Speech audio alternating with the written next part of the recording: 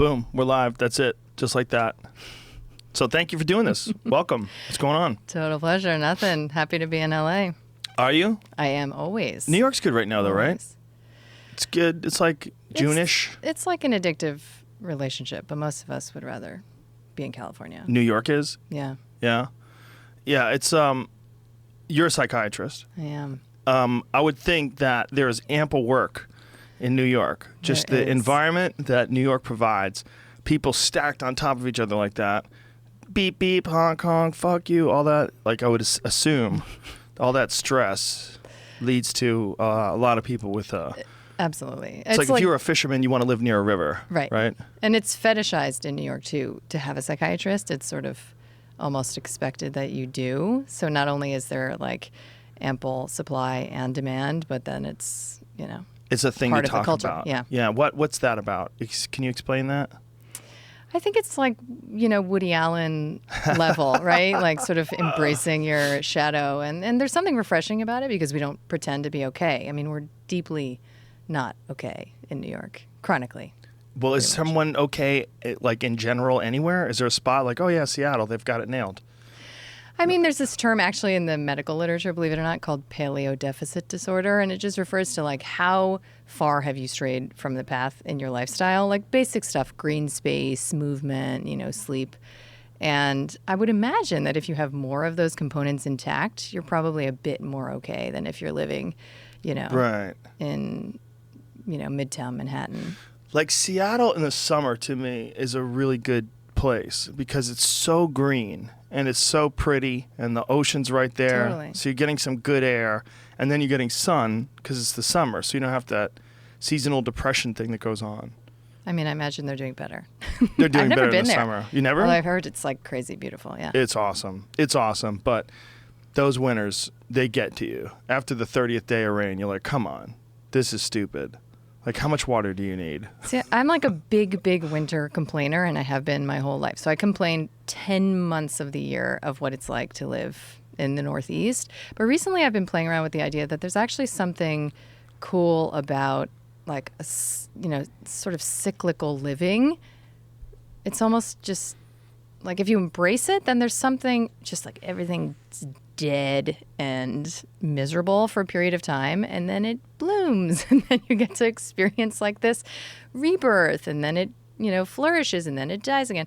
That there's another perspective on that actually being, I don't know, like if you work with it. It's sort of like a woman who's on birth control has no idea that there's any point to, you know, a cycle of energy over the course of the month. Right, and she sort of thinks that's annoying, but there's a way you can wrap your mind around it where you. What do you mean? Okay, so like if you're on birth control, you have no menstrual cycle. Right. Right. So you're just like you're like a man. You're like a flat line the whole month. But there's actually something really empowering if you understand how to work with your energy shifts. Because naturally, like a woman's natural I know this is really what you want to be talking about, right? I do. I mean, it's alien to me, so I do want to hear it. So like I figured this out. I'm 39. I was on birth control for 12 years. So I never knew what it meant to have like a menstrual cycle until very recently, because then I had 2 kids, breastfeeding. So a couple decades into my life, I'm just figuring this out. But you have like totally different kinds of energy over the course of the month. And you have to know how to work with that. So there's a kind of energy that, you know, you want to go out and socialize, or you want to stay in and work, or you want to sleep more or less. And if you don't know how to ride that, then you could be sort of taken off guard by it. But if you know how to work with it, it's so much more powerful than just having this like artificial hijacking of your endocrine system. That's interesting. So there's like some sort of analogy to be drawn between the cycles of nature and the cycles of your body month to month. Poetic, yeah. Huh, I would have never considered that. I never even thought about it. But I have thought about birth control before, about how crazy it is that you give a woman a hormone that convinces her body that she's perpetually pregnant, and that a giant percentage of women are on it for convenience, Yes. or even for other medical issues like skin issues, right? Exactly, yeah. I mean, I've always been a feminist, right? So even when I was younger and very much asleep, I identified as a feminist. And I was one of those people who thought that birth control was like a female entitlement. Like, how dare you not make this free and widely available? But as I began to research more about it and more about how it's in many ways like the ultimate not to sound too inflammatory, but the ultimate tool for oppression of, the modern woman. Now I find it incredible that that we're still taking it, because it seems like a good idea, right? Who wants to deal with your annoying menstrual cycle? Who wants to get pregnant? Who wants to have endometriosis or polycystic ovary? Who wants to have acne or like hair growing in weird places? But it's the magic pill illusion. There's no free lunch. There's never going to be something that just fixes it for you and you just waltz off into the sunset. There's always a cost, and the cost is so much more vast, like ranging from literally death all the way to just like subtle alterations in your personality and like the pheromones you secrete, and there was just a 1 million woman study in Scandinavia that showed about the vast increase in antidepressant prescribing for teenagers who are prescribed birth control. So it's the beginning of it's like a gateway drug sometimes for psych meds too. Yeah, I had a friend who, one of his good friends, his daughter died from some complications with taking birth control pills and smoking cigarettes. Yes, pulmonary embolism probably. Smoking cigarettes, apparently, along with the birth control pills, are extremely dangerous, but so many do it. Of course. And you don't even have to have that additional risk factor, because birth control, whether it's the pill or something called the NuvaRing, by itself has that. I'm contacted often by parents of girls who have died from pulmonary embolism who've now become like activists in this realm. It's because of birth control pills. Yeah. No, it's like a known mechanism. And it's a known risk factor. Like, I think that's not being suppressed or hidden. It's just that we are sort of entrained to dismiss the risks as we attach to the promise. So we sort of like collude in ignoring that potential, That's so interesting, because most people, when they think about the birth control pill, they think about it as something that liberated women, because they can control whether or not they got pregnant, and they were allowed for the first time to have careers and do whatever they wanted to because they didn't have to worry about being trapped. That's right. Right. That's the story. But that's the biological free lunch thing, right? Exactly. Isn't there also a lot of issues? Chris Ryan was on here, Dr. Chris Ryan, the author of Sex at Dawn. He was on here and he was talking about how women can, like, if you smell the clothes of other men, you can literally tell the men that you are attracted to, you would be biologically compatible with those men. And that when they did these same studies on women who were on the birth control pill, they couldn't smell the difference. That's right. It's called the T-shirt study. Yeah. How does that work? Could you explain that?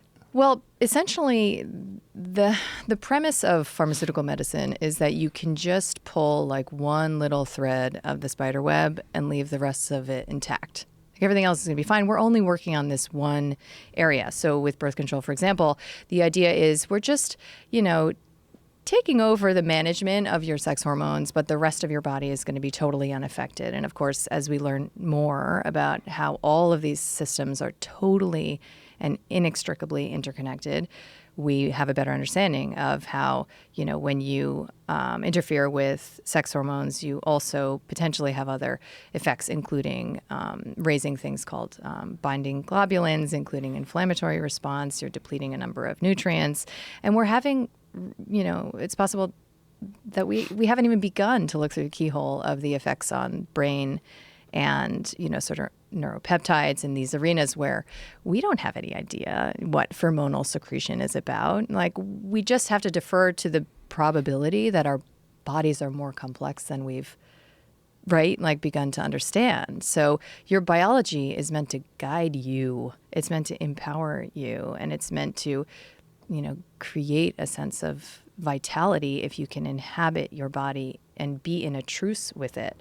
That's part of the problem with the mindset of birth control is I'm just going to, take this over. I'm going to manage this. Right. And so who knows, maybe even it's a top-down mindset thing that begins to sort of divorce you from your sensibilities. We don't really know is the point. That's going to be a common answer, I think, I have to give you, is that we don't really know. But it does make sense that the subtle nature of your biology that involves, sort of guiding your human interactions, and particularly sex-related interactions, is going to be derailed. I mean, low libido is one of, ironically, the most common disclosed side effects of birth control. So you're taking it so that you can have unprotected sex. We don't feel like having sex ultimately anyway. So it's not even really that well thought out, I think, by most of us. It's very bizarre, but what other alternatives are there? I mean, if you're a woman and you want to have control of whether or not you get pregnant, there's not a whole lot of options other than weird ones like IUDs, which seem real weird. Yeah, I mean, there's some of my patients use what's called a copper IUD. You know, it's funny because I had one put in and it cost like $700, and 2.5 weeks later I had it taken out because I just felt weird about having like a pharmaceutical metal in my body. It felt like a tracking device. Could you feel it in there? No. It's not were really a freaking thing. out. It's just like psychologically felt weird. Oh. But I use something called a Daisy, which is like this highly calibrated thermometer, and you track your, because you have 6 fertile days a month. This isn't, like some major sacrifice you have to make in order to learn how your cycle works. And then you get the benefits of being in your hormonal milieu, like it's not that complicated. But there's a learning curve, it requires like learning how to be a woman. And also sharing the onus because, with all of these side effects we've been talking about, there was like a male birth control study that was just terminated because of how many side effects like the men didn't want to deal with. So there's such a sociocultural double standard around this. But if we're talking about 6 days a month, like how about we collaborate and try and figure something out?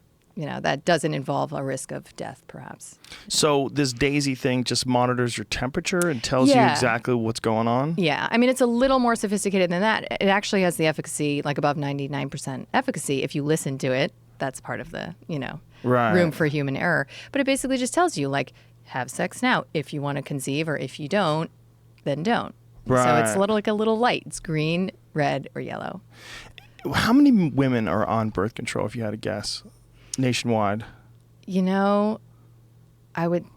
That's a good question. I don't know the stat offhand.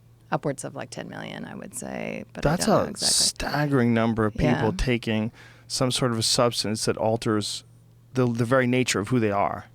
Exactly. Yeah. I mean, my interest in it really came from looking at the psychiatric side effects because I'm very interested in medications that have potential, gateway effects around psychiatric meds that we aren't informing women of before, they start the prescription. So, whether it's like acid blocking medications, or antibiotics, birth control vaccines, these things have known psychobiological effects. If you don't know that, then you'll never connect the dots. And then you end up in the polypharmacy realm where you're taking multiple meds without ever knowing where the dominoes like started to fall.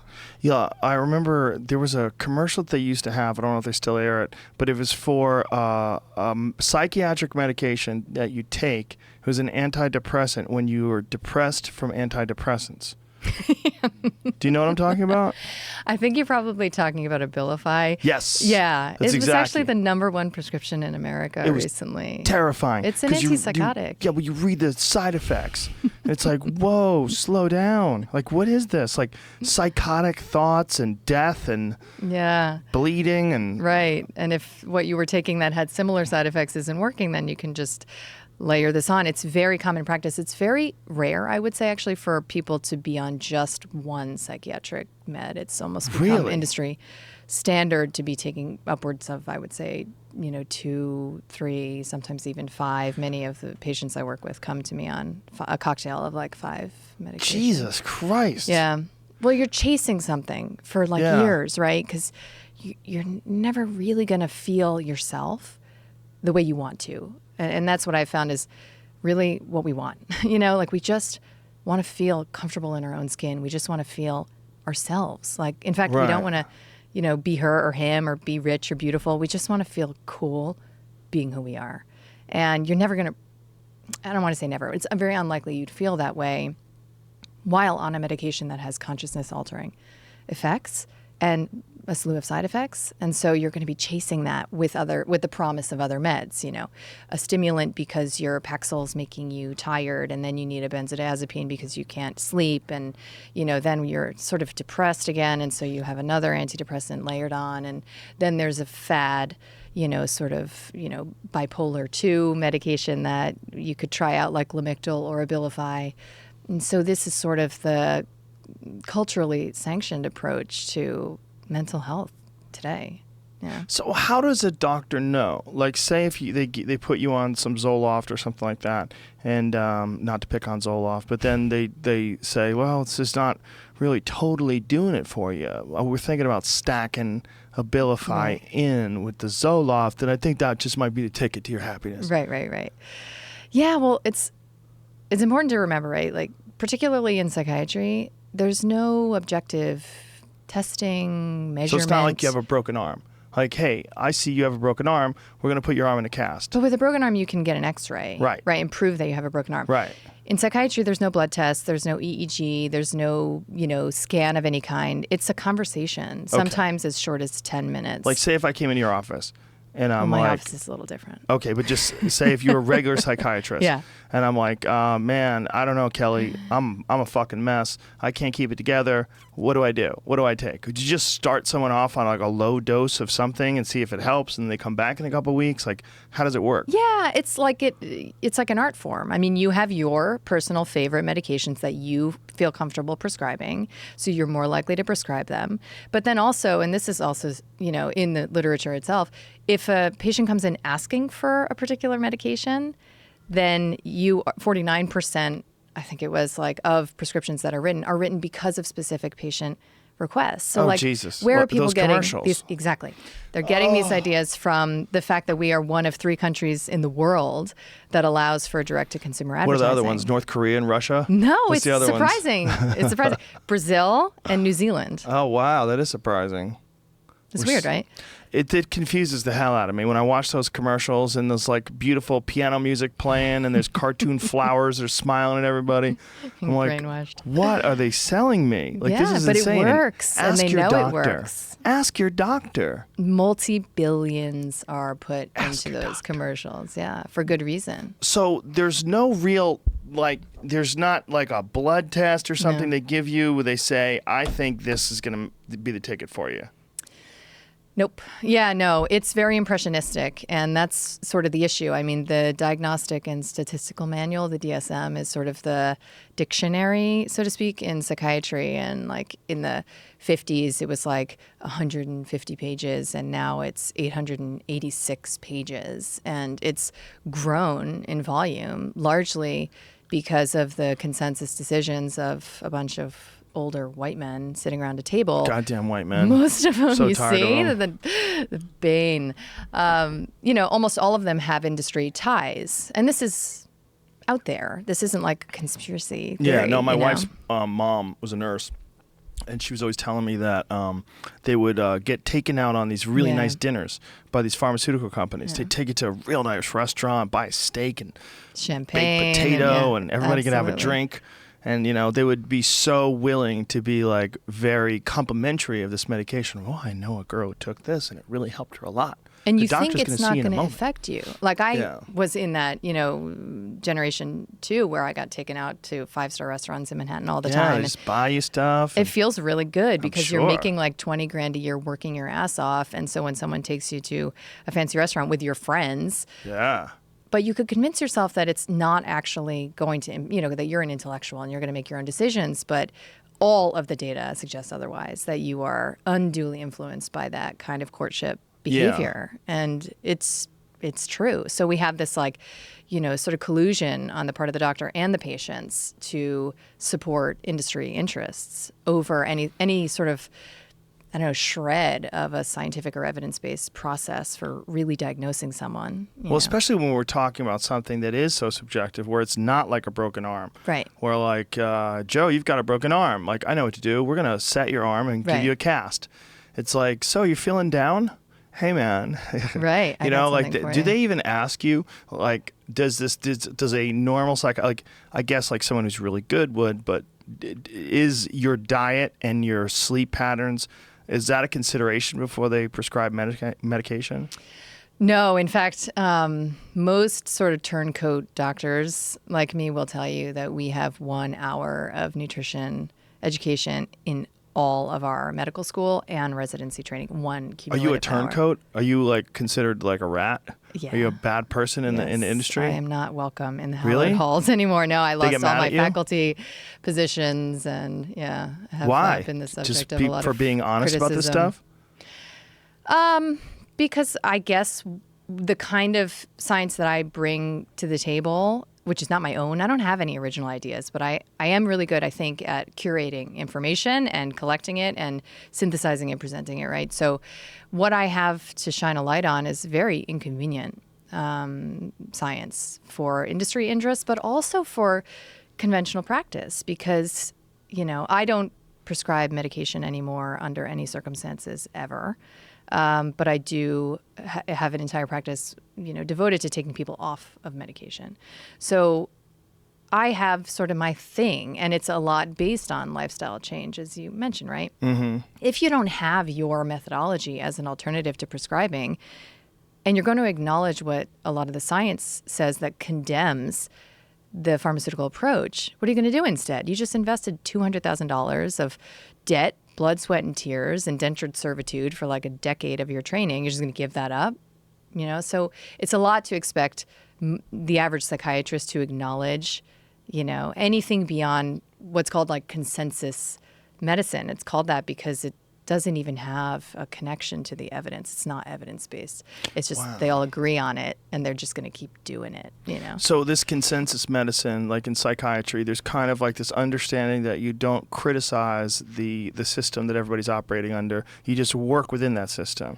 And why would you bother? Because it's just going to get you, it's going to be uncomfortable for you. It's going to get you in trouble.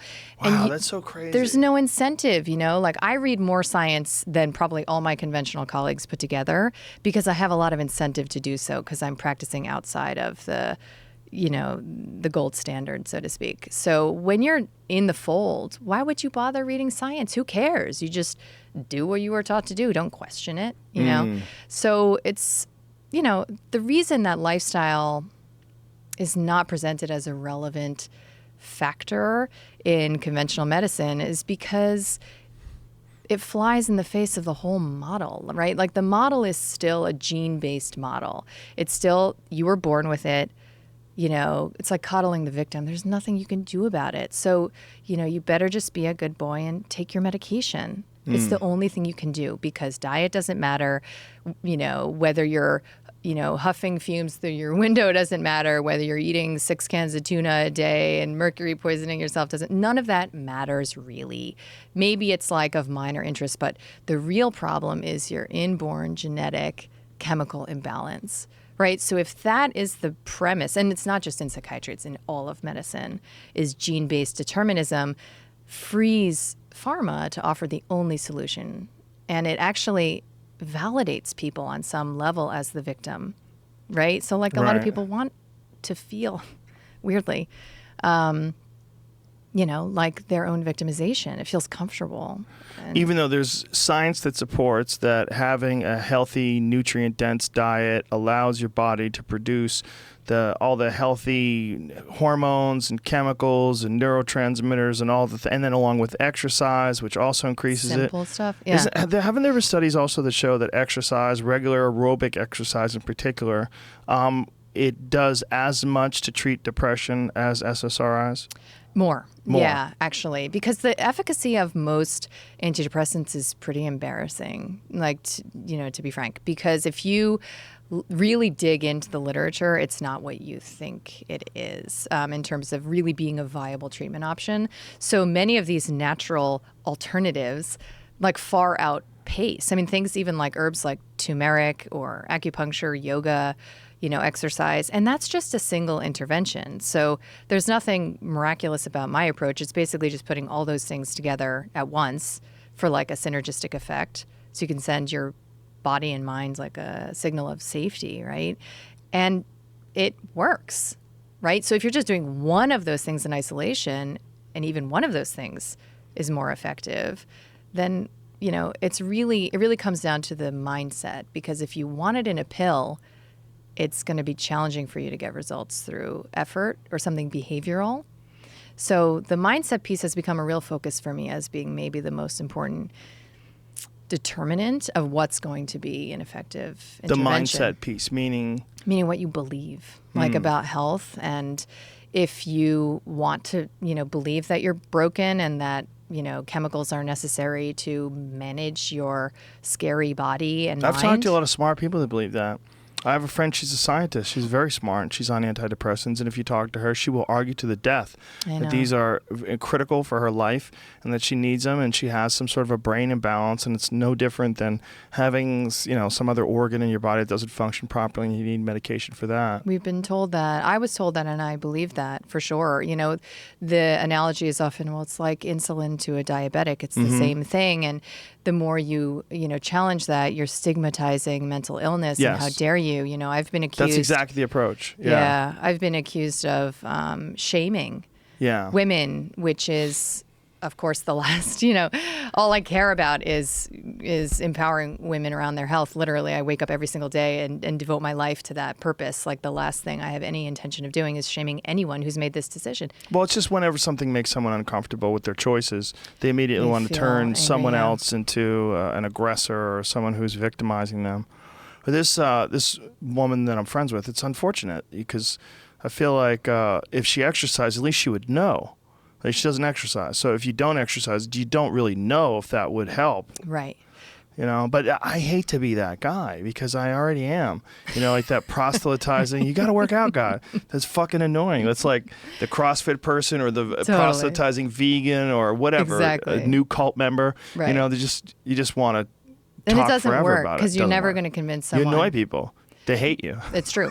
And it's like you bring a horse to water thing. Yes. You can't make it happen. Of course. Yeah. But there is more readiness now than I think ever before. Like people are ready, and once they have the information, it's sort of like, and then they just transform. Well, these conversations are happening now more and more with people, where they're starting to look at like what is it in my life that's causing me stress? What is it in my life that is depleting my sleep patterns or my health? Have I ever gotten my blood test done and find out where my nutrient levels are? Simple stuff, yeah. Yes, and everybody's nutrient needs are very different biologically. People are going to respond differently to drugs. People are going to respond differently to food. It's just we come from different parts of the world, and some people need different stuff. And this is being called like N of 1 medicine, and meaning the number of people in a study. Mm-hmm. So like the phrase is N of 1 medicine because we're beginning to understand exactly what you're saying, which is that it's you. This is your thing. This is your journey. This is very specific to you, right? So like, your depression, let's say, could be because you have a B12 deficiency. Mm-hmm. It could be because you have low thyroid function. It could be because you're taking birth control. It could be because, your dog died. It could be because you have a shitty job that you hate. It could be because your marriage has to go. And it could be because you're ready for some psychospiritual emergence, And you are the only one who really knows and who really can figure it out. But we, on the conventional side of things, seek to depersonalize it. So it's not you. It has nothing to do with you. It's just a chemical process that's unfolding, and you need this one-size-fits-all intervention. It's very disingenuous, but it's also super common. Isn't that weird? That everyone, there's the access to the data is there for everybody. It's there for psychiatrists as well. Like they would know the efficiency or the effectiveness, rather, of exercise, right? But that's what I'm saying. It's really coming down to like almost religious level belief systems. Like either you believe, right, which I used to, P.S., either you believe that we're sort of machines, right? Like as Alan Watts would say, we're like flesh robots on a dead rock floating in the middle of nowhere. So everything is purposeless and random, and it's just bad luck and bad genes. And, it's like the other shoe could fall at any moment, and life is just a hustle, and you're just trying to survive. And you got to avail yourself of real medicine, which is pharmaceutical medicine. It's the only legit option. And you just got to do it. And you know what? You want some credit for even having the courage to actually take the steps to take your meds, right? So that's one mindset.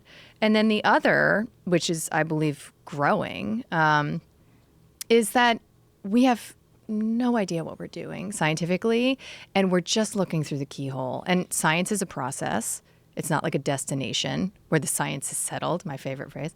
So, the body itself has this, chiropractors call it vitalism, like has this innate wisdom, and it doesn't make mistakes. Like it doesn't mess up. Every single thing your body is doing is in wise response to a perceived, stimulus, right?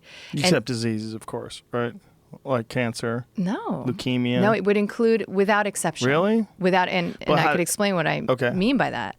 But right, so if I have an ache or a pain, or my hair is falling out, or I have a tumor growing out of the side of my body, my first response, it's possible, could be curiosity. Like it could be, what is this about? You know, where am I off? Right? Because in like indigenous cultures, for example, illness is not like something that your body is doing. Mm-hmm. It's the, sort of manifestation of things out of balance with you and your soul, with you and the relationships in your life, with you and nature, and maybe the collective itself. So it's this expression, it's this physical manifestation of something much deeper that has roots.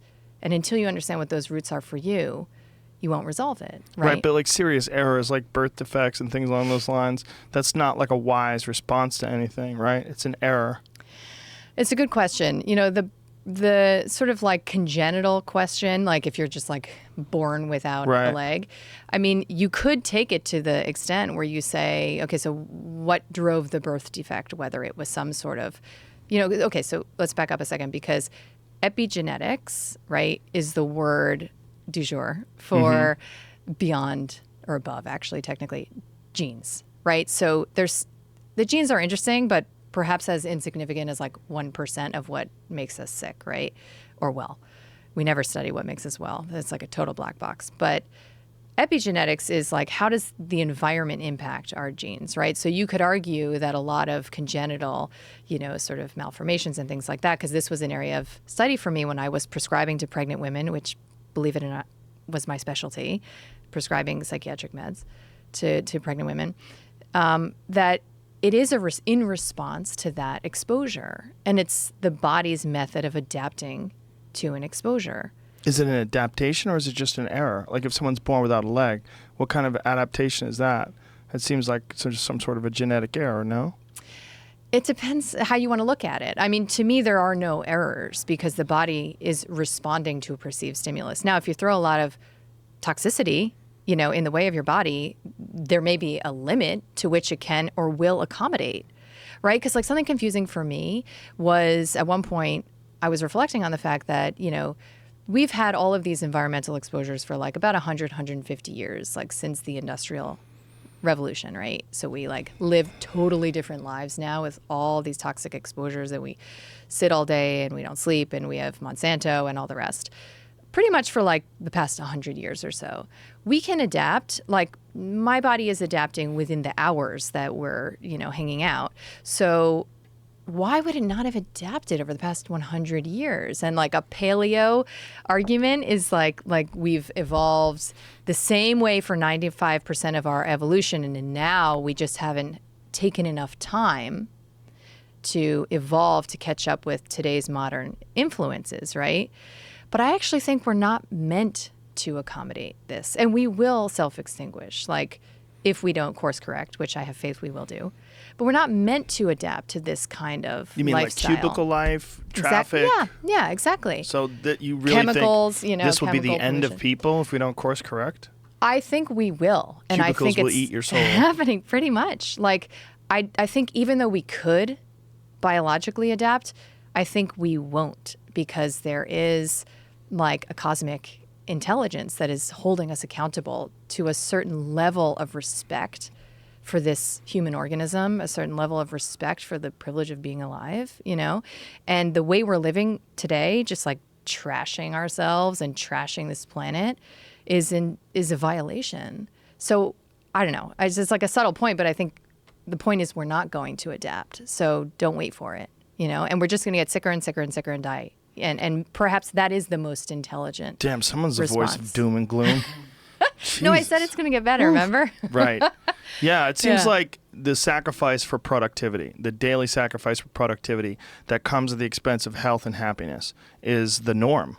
It's like that's what a lot of people deal with. They deal with having bills, and like as you were pointing out about exorbitant medical bills. Right. I mean, so many people that are in the medical industry start their practice or start practicing being a doctor, a professional doctor, with $250,000 debt. Right. which is crazy. It's so much money. It's so crazy. Yeah, It's so, what a terrible idea. Like, what's almost mandatory for any civilization? Well, you need health care, for sure. You need to be able to take care of people. I got an idea. Let's take those people that you need to make these critical decisions to save your life, and let's fuck them over. Let's saddle those people up with crazy debt and leave them trapped in a world of stress. And I got an even better idea. When they're going through their residency, let's not let them sleep. Right, let's exactly. just keep them right. up. Let's keep them caffeinated, keep fucking working. Give them pills. Give them amphetamines. You know, give them Adderall. You need a prescription, Sally. Totally. Are you tired, Totally. Sally? I got a little pick-me-up. It's called Adderall. Sweetie, it's not your fault. You've got ADHD-DSTUV. Exactly. QRS. But that's how it's like a hazing. It's a hazing process, not nuts. unlike the military. Right. You know, They so break that you. you remain loyal. I mean, that's obviously one perspective on it. But this is what I'm saying, right? Like, I was $200,000 in debt. It took a lot for me to just like jump ship and say, okay, whatever I, invested that in, I'm just going to walk away from it. Most people, are not in a position to do that, and perhaps that's part of the design. I don't know. Well, even if it's not design, it's a very efficient survival mechanism for the industry. It just seems like one of the worst ways for someone to start a career in taking care of people is to be all fucked up themselves. But they need to be broken down in that way to stay in line. No, it's just that's basic, crazy. Sort of hierarchical systems work this way. Is it a conspiracy, or is it people just taking advantage of this need and being greedy and just charging exorbitant amounts of money and having the whole thing subsidized by the government so that it could be expensive, and then the whole thing is crazy? And also, here's the big one that a lot of people, maybe if you're a kid, you're not aware of this. Your student loans haunt you till you're dead. You cannot get out of those fuckers. Like, you can get out. You could buy a Ferrari. You could be stupid and buy a Ferrari and go, God damn it, I can't afford this car. Right. And you go bankrupt, and they will allow you to go bankrupt. Right. That can happen. You can have a business, make terrible decisions, lose all your money, go bankrupt, and literally be absolved of your debt, except your student loans. Right. That shit is in your DNA, keep you kids. Tethered. They keep you. You have to pay that. You have to. It's crazy. It's so nuts how much money it is. When you find out what the student loan industry is in this country and how much money children go. Oh, you're a fucking child when you're 18 years old, right? Totally. So you make some ridiculous decision to go to some school, and you get some grant or you get some sort of scholarship, and then the rest of it you're going to get loans or whatever the hell your situation is. And then you get out of 4 years, and then you go and do your master's, you go and do some graduate work. Oh, you're fucked. Endless. You're fucked. You're so broke. And then if you get out, what are the odds you even get a job in your field?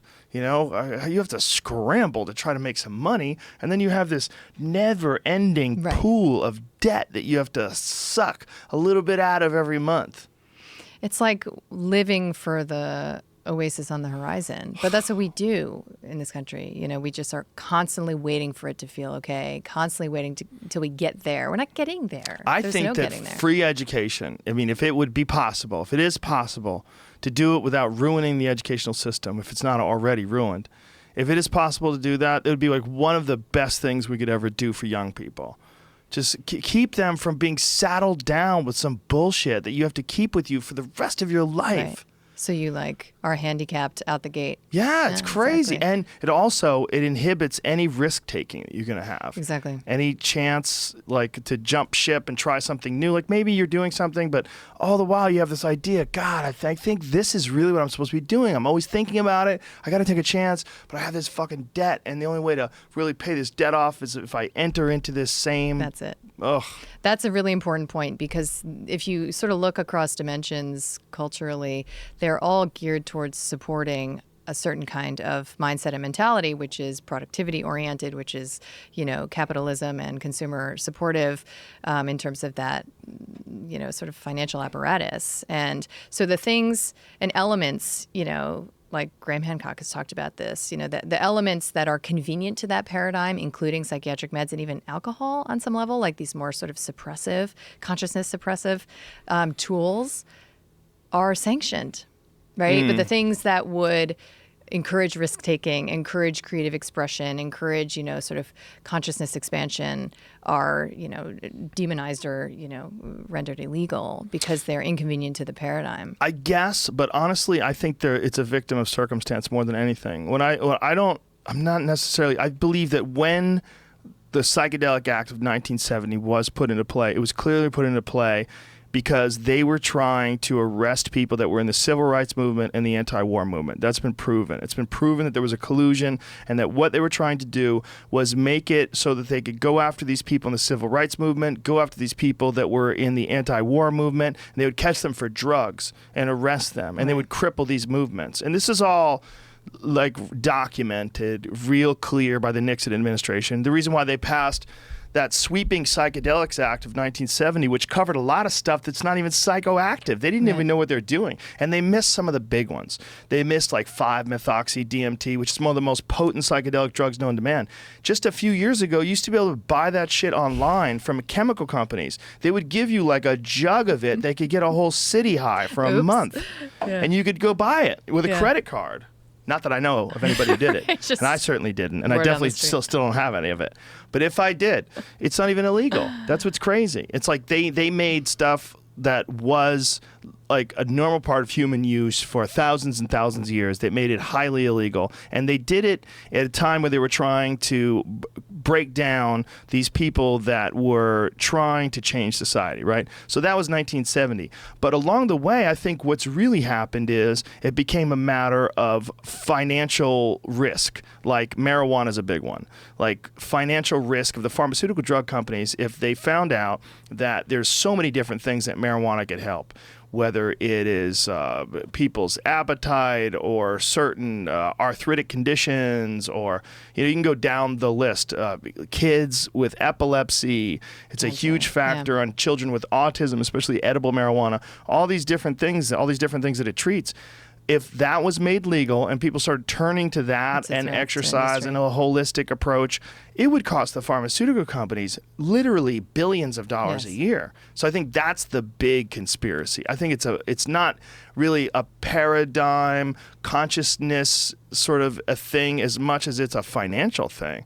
I don't think they're the people that don't... They're totally related. I agree, but I don't think the people that are suppressing it are even aware of the effects. I would agree. No, I would which agree. Is part There's of the no problem. like master, puppet string puller. Right. It's like this organism that's just moved only in one direction, Yes, money. The same reason why also involved in trying to keep these drugs illegal, you have prison guard unions because they want to keep their money coming in. You have police unions. I mean, there's a lot of that where you find lobbying by these unlikely groups, and you're like, I don't understand. Why? And then you go, oh, they just want to make more money. Right. Like, they're more than willing to lock people up. They're more than willing to demonize helpful things that grow naturally and have virtually no negative effects in terms of, like, your health. Things like marijuana. Totally. I mean, that's why I, when I speak about this, because I used to be really in, like, warrior mode on this topic. How so? Huh? How so? Like, what do you mean by warrior mode? Because I just thought, okay, like once I woke up, whatever it was almost 10 years ago. Do you ever use #woke? Do you ever write that? No. No, okay. Just kidding. Should I? No. Maybe I should. No, it's a joke with the kids today. #woke or #wokeAF. I'm old. I'm old too. Woke AF, that's good. Woke as fuck. Yeah, thanks. I got that. I'm a quick study. So when you became aware of all this. When I became aware, I was pissed. What was it a gradual process? No. No, I got like sick, I guess. It wasn't very dramatic, but my big sob story is that I was diagnosed with my first health condition, which is an autoimmune disorder after my first pregnancy, Hashimoto's. Oh, I have that. Oh, really? Yes. Oh, that's interesting. My dad and my brother do. My mom has it. Also, which is like not as common in men, but probably because nobody's looking for it. So I was diagnosed with that, and I just had this like intuitive sense that I wasn't going to go to a conventional doctor, even though I had never, ever, done anything but dismiss alternative medicine. Like I was hardcore into the pharmaceutical model, very into science from that perspective. Right. And so but I knew that all they had to offer was Synthroid, and I had enough patients that never felt well on it. And so Synthroid's weird stuff. I took that stuff for a while, and then I switched to Armour Thyroid. Yeah. And that's one reason why I got pissed at Dr. Drew. When Dr. Drew was giving that when he was talking about Hillary Clinton and all of her health issues, and he was going over her prescription, he was mocking the fact that she was on Armour thyroid. And he was saying that that's old. That's an old way of treating. I'm like, he doesn't know what the fuck he's talking about. Unfortunately, like he's absolutely wrong. Because I went through a bunch of different stuff, and then when I took Armour thyroid, all of the symptoms went away. Gone. And that's what the data shows, that people feel subjectively better on T3 containing. Yeah, well, explain what that is. It comes from pig thyroids. Yeah, which is fascinating. It's a glandular. And he's not wrong because it is an old-fashioned medicine. He's wrong that it's ineffective, though. He was talking about how outdated it is. And that's like, that's not right at all. People feel better on it. Yes. Yeah. So I took that for something similar called Nature Thyroid for a while, but I went to a naturopath which is so funny that I did that, at that time. It sounds like a hippie. Did you go to, it just was it a dirty place with like macrame and stuff? Oh, no, it was, what was like? Smelled really good. Ferns? They have any ferns? She was very friendly. Oh, she's friendly? Yeah. Did she smell like patchouli or incense? Yes. Oh, she did? Absolutely. That was good. That's. It felt right, even though really? It seemed very wrong at the moment. No, it did. And I put it into remission in the space of like a year. And my antibodies were like in the high 2000s. My TSH was like 20. And what did you do to put it in remission? So the same things I do with my patients.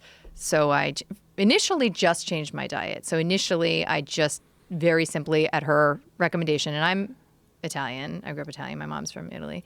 And I ate cheese and bread of some variety like 5 times a day, literally, for my whole life. Right. So the 2 things, of course, she asked me to take out were gluten and dairy. Damn it. So it was a very amazing transition. But my early win was that I started like pooping every day and hadn't ever done that in my whole life. Congratulations. Thank you. Thank you. These things That's big. matter. And so I was like, wow, she must be onto something. And then later I layered in other stuff. Were you eating a lot of vegetables at the time? No. I think it was more about what I took out at that point than like what I put in. But when I saw the change on paper, I was like, this is not even supposed to be possible. This is literally we're not even taught that this is possible, let alone that it has anything, that putting autoimmune conditions into remission has anything to do with diet. Right. And so I was really indignant. And I've always been a science nut. I've always spent Saturday, like a good 4 hours every Saturday on PubMed. Of course, I'm looking at different stuff over time, but I went to PubMed and I was like, what else didn't I learn? And I was like on an obsessive rampage for like a good couple years. And that's when I just turned over every stone, like everything, every sacred cow, whether all these meds we were talking about, like, statins or acid blockers or antibiotics. Then I got onto psych meds, and then I started to look at the science supporting a very different kind of perspective on, this interconnected model and the gut microbiome and, sort of the impact of belief on our, biology, that we can sort of like reprogram our hardware, with our software, which is like, we're the only species that can really do that, that we can literally change. Through meditation. Yeah, exactly. Yeah. But change also the way through your brain interacts with your body. And then you it changes change the your health body. of the body. You literally change your body. So like, what did you do to do that? Like, what methods? So I was very reluctant to meditate. I was an atheist like a belligerent, sort of like Dawkins level atheist, my whole life, because I was a science worshiper. And I was like, well, spirituality and religion is for like weak people who like need to believe in some fairy tale to make them feel better about. Typical New Yorker. Yeah. New York liberal coming at you. New York liberal scientist. Exactly. Well, it's scientism, right? It literally is the church of science. And so, when I had this crisis of faith, so to speak, like I was lost for a long time because science had sort of, or what I believed had sort of failed me in some ways. And then I didn't have, the readiness to start meditating or find out what, people were talking about when it came to spirituality. Although I followed the literature. So like I read the literature on meditation and epigenetic expression for years and years and years. And I used to tell my patients to do it. But you didn't do it. But I didn't do it. Huh. What held you back? Because I liked feeling stressed out. Ah, yeah. Well, that's so honest. When you don't do something, you're not doing it because you like actually being sick. You like how you're feeling. You're invested in it. Is it that you like, or that you're addicted You're to the familiar weirdness with it? Yeah, with it? it's comfortable. Yeah. And the unknown. For some of my patients, the meditation piece is the last part because they know it's going to be the game changer, and they're not ready for everything to just be totally reconfigured. They're not ready for that level of transformation. Isn't that what they say, too, about sometimes people that are addicted to cigarettes? That you're almost addicted to the idea that you're doing something bad to yourself? You're addicted to that rush of, I'm being naughty. Yeah. Oh, yeah. so good. Totally. Oh, so good. It confirms something. Yeah. Some like self-loathing. Gets you off the hook, too. Because you're like, fuck it, I'm alive. Who gives a shit? This is all bullshit. I'm not the future. Fuck the future. Nihilist. Yeah, total nihilist. Right? Like, so many fucking smart people smoke cigarettes. And it's so confusing. It's like you're making a deal to slowly pay to poison yourself.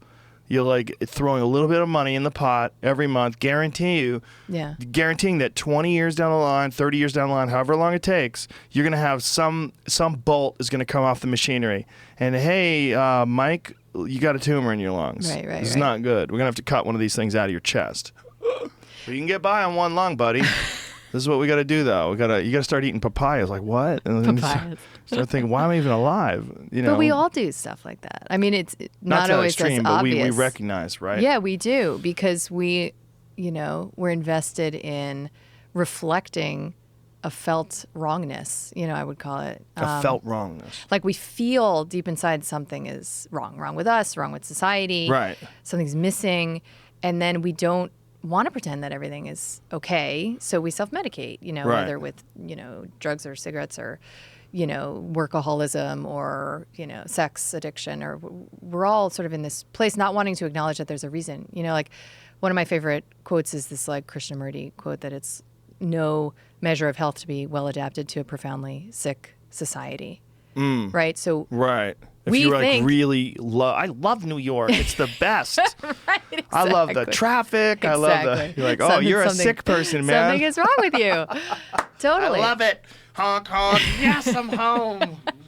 Yeah, that's a weird, one of my very, very best friends is just addicted to New York. Yeah, and it's like he that. loves it. He's been there forever. He It's like an loves abusive it. relationship. Loves the city. Totally. But he loves the energy. He likes all the cars and traffic.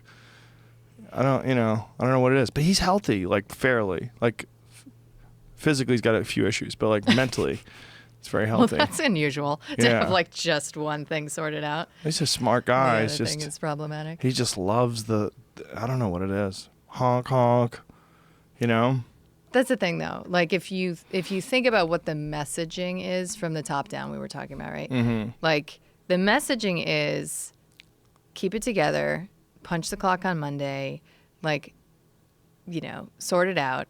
Right. And you're supposed to be like, fine. Be fine. Yeah. Right? But many of us don't feel fine. No. Like a huge range of not fineness. That's what I'm saying when I say like a felt wrongness. And that's actually healthy, to sense that. And a lot of artists, I would say, are the canaries in the coal mine, so to speak. Like they're the ones who feel, the collective wound, if you want to call it that, more than we do. They're sensitive in ways, well, I don't want to put you in my category.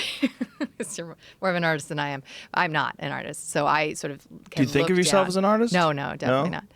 No, it's interesting actually because most of my patients are.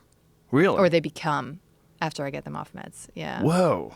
Wait a minute. Yeah. So they weren't artists, you get them off meds, and all of a sudden they start like composing music or something, or making paintings, or... Exactly. They find some repressed expression, something like that, But if you also look at, like I just wrote an article recently that tied in Chris Cornell and his... Yeah, that one hurts. I know. Oh, I know. That one bothered me. I know. And it's not an isolated... I mean, listen, I don't know the details. I don't know what happened, but I certainly his wife believes. smell a rat. Yeah. Let's just say what his wife believes. Exactly. So she believes he took too many of his Ativan. Antidepressants or anti-anxiety Mm-hmm. medications. But wasn't there like some rumor about him having a relapse? Was there a rumor?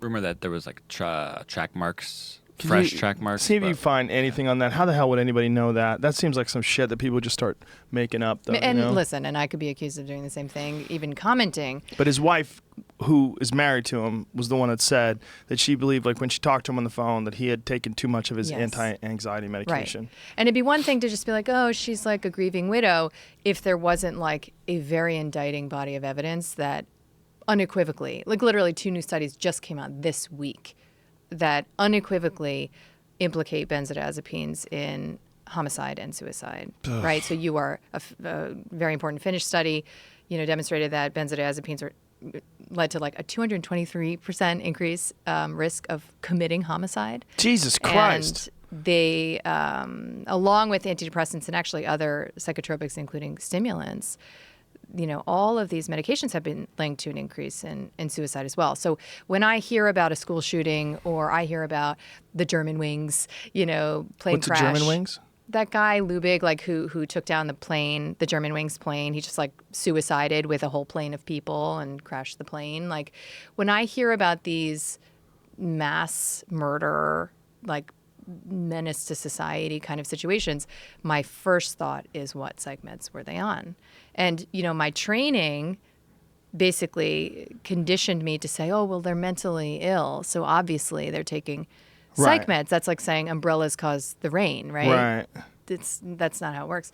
Causation, correlation. Exactly. Yeah. But actually, there's a massive suppressed body of literature that implicates these medications, all of them.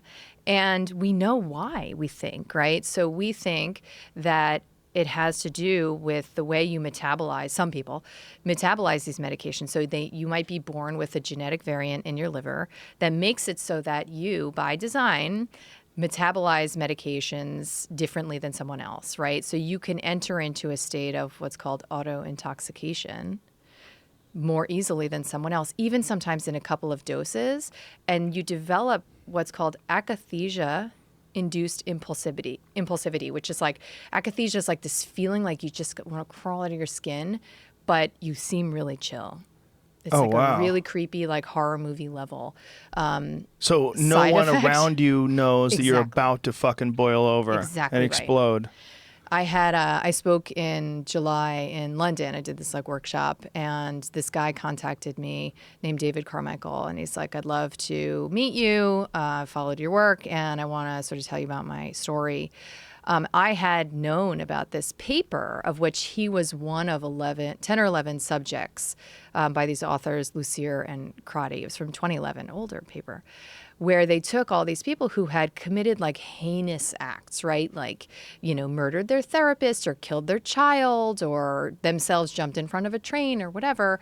And they were prescribed antidepressants for totally run-of-the-mill stress, right? So like work stress or a dog dying, not because they had like severe mental illness and were suicidal, right? These people were not suicidal. They were not homicidal. They were normal citizens, and they went on to do this crazy thing.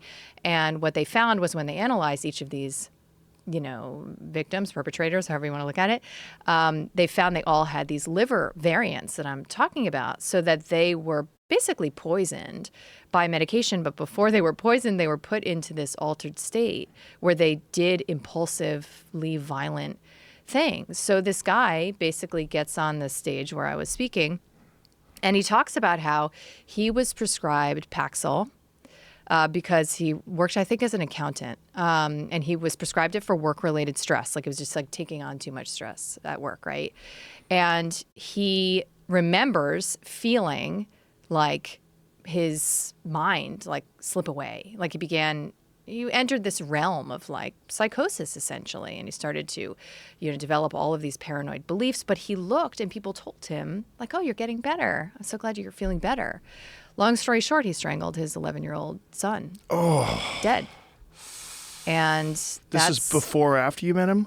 After. This was actually years ago, and he was not jailed. So you met him, and he was telling you about all this, and then after that, he killed his kid. No, he killed his son before we met, years ago. Okay. But he wanted, to share, Jesus. with the audience of doctors I was speaking to, like, listen. So they exonerated him based on this medication? They did, which is rare, actually, believe it or not, because a lot of times these people are jailed. So it's like, punishing the victim, so to speak. But that's sort of the issue that it's an important issue, right? Because your friend, right? Okay, so let's say some people, this is in line with their consciousness to not have any curiosity about why they're having symptoms, not want to see what they can do in terms of optimizing their lifestyle. It's just like not their deal, right? So they want to take a medication and they want to suppress their symptoms and just like hope it works out. That's fine. I don't care what people do. Should be a free country, right? You do what you want to do. You practice the medicine that makes sense to you. But the sort of like chink in the armor is perhaps this issue, which is that we don't really have a good way of identifying. It's Russian roulette. Like, we don't have a good way of identifying if you're going to be David Carmichael. Right. So, and it's one thing to kill yourself impulsively, but like, the school shootings, for example, have without an exception been committed by people who are kids who are recently medicated. So is this a public health issue? Meds or coming off psych meds, exactly. Right? It's almost 100%.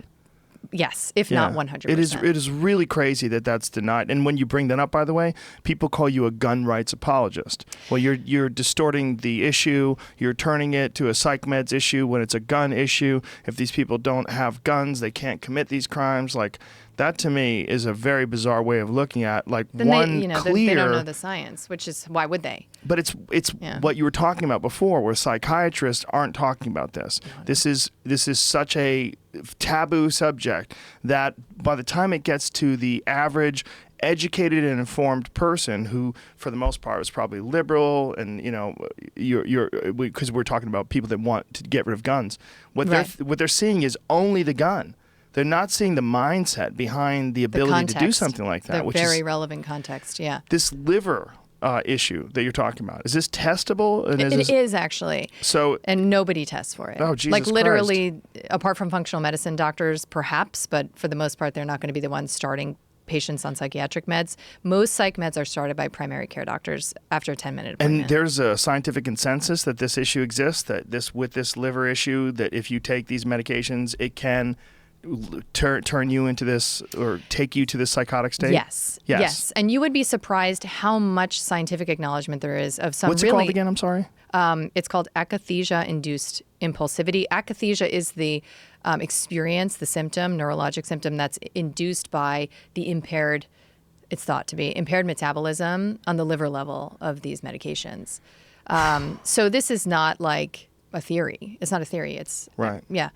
But there's a lot of stuff like that. Like there's, in the literature, there's something called antidepressant tachyphylaxis, which is the acknowledgement in the scientific literature that like a good 30% of the time, they just stop having an effect, like stop working. Yeah, that's the thing that people that I know that have taken them have said, that the doctor will tell you, hey, this is going to work for a little while, and then it's not going to work anymore. I just hope you don't like and shoot up a school in the meantime.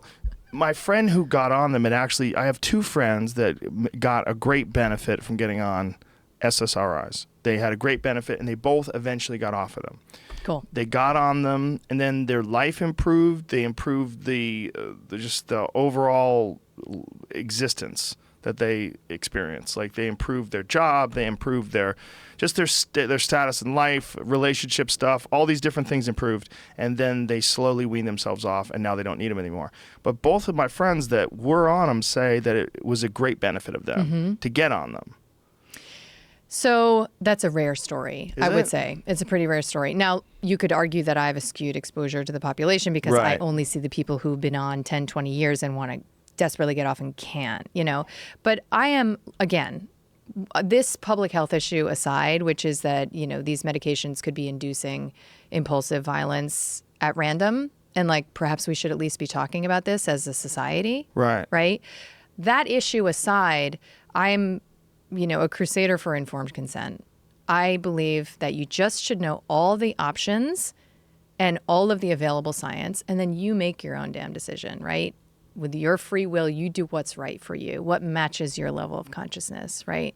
Because the problem is that most people are not taken off of meds, and they are maintained for long term, even though all of the long-term science suggests that people do worse long-term on all categories of psychiatric meds than if they were never medicated. And this includes Jesus Christ. antipsychotics for schizophrenia. All of them. All of them. And the person who exposed this and really, sort of blew the whistle on this issue, his book changed my life and made me put down my prescription pad, is Robert Whitaker, who's an investigative journalist. And he wrote a book called Anatomy of an Epidemic. And I read it, when it came out, and I was ready to read it and receive it because I just had this health experience of my own, right? So I read it, and basically what he says is, okay, so we have escalating rates of treatment, right? Like more and more people, 16% of the American population is on these meds, right?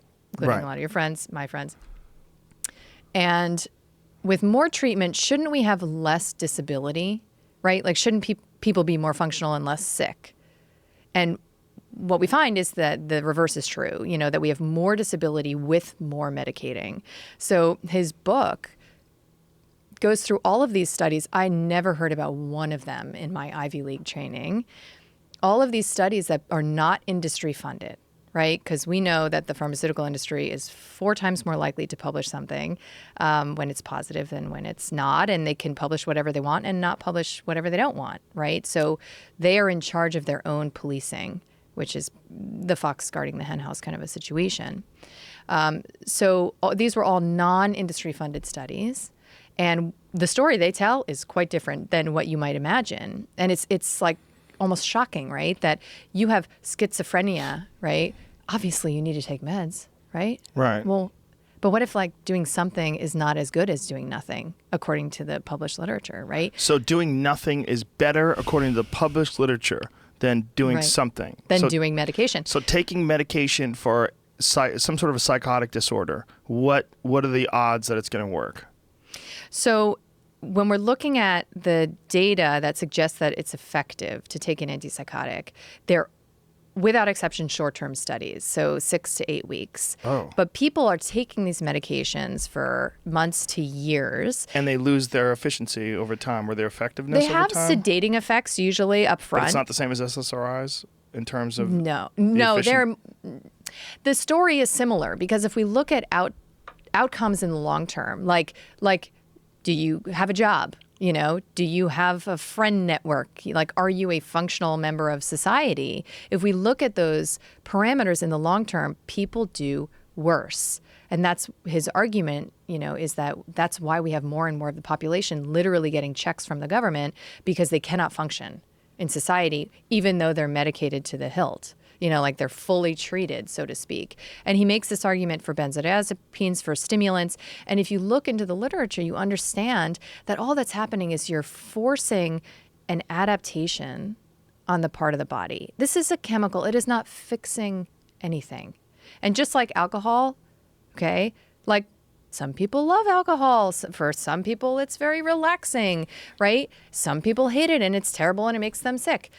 So just like any other chemical substance with unpredictably psychoactive effects, it may be adaptive for a given period of time. But we know through the alcohol analogy that there's no free lunch, right? So even if it's adaptive in the short term, your body adapts, habituates, you become potentially dependent, although that's a more complex conversation, what drives that dependency. But the long term is known to us, like the long term picture of like chronic use of alcohol for, let's say, social anxiety doesn't look pretty if you want to just stop drinking 15 years down the line after you've been drinking every day, right? So, but we've been told to think of psych meds differently. And what I'm trying to say is we shouldn't be, right? Because they are just chemicals having chemical effects that your body is adapting to. So obviously that chemical effect is not going to endure, right? Like it's not going to last. Mm-hmm. And then there's going to be a cost. So one of the major pieces of informed consent I would like to see foregrounded for people is it may be nearly physically impossible for you to come off of this medication after several years of use. Jesus. Are you cool with that, right? Like, are you okay nearly with that? Nearly physically impossible. And all you have to do is Google, like, antidepressant withdrawal or benzodiazepine withdrawal, right? Because we're keeping people on these meds long term because, of course, we're not fixing the root cause of the problem, right? It's like if you have glass in your foot, we're not taking the glass out. We're just like putting a Band-Aid on it, giving you a Tylenol and being like, okay, get out of here.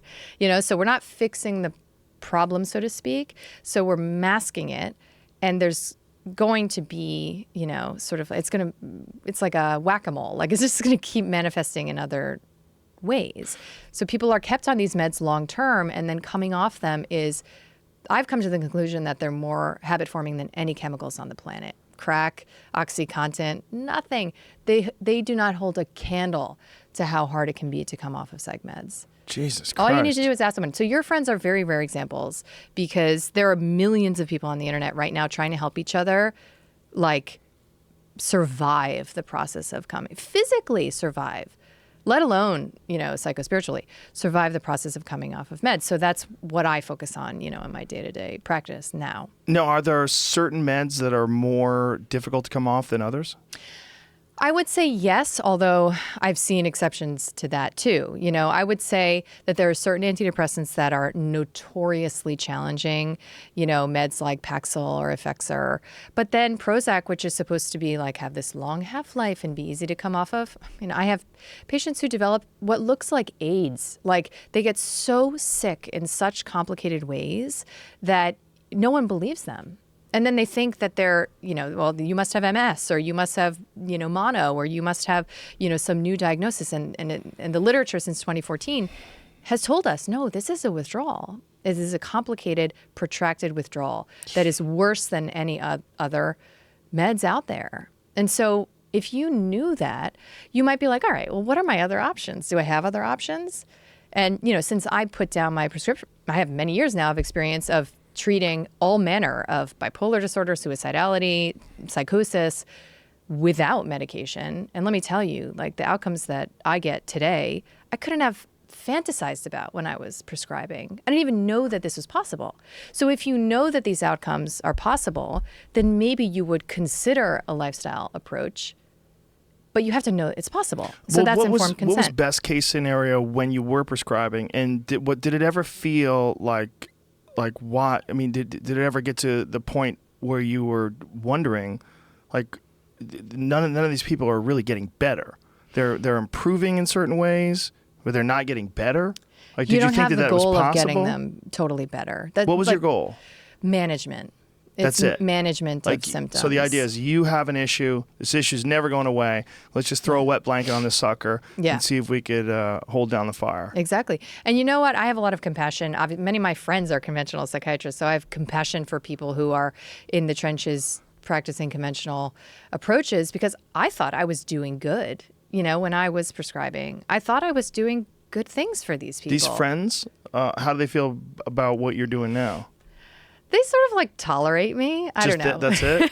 Well, it's funny because I have this, I don't know what you want to call it, like scientific advantage, meaning like I know more of the literature. I've read more of it. I've obsessively devoted my life to this subject.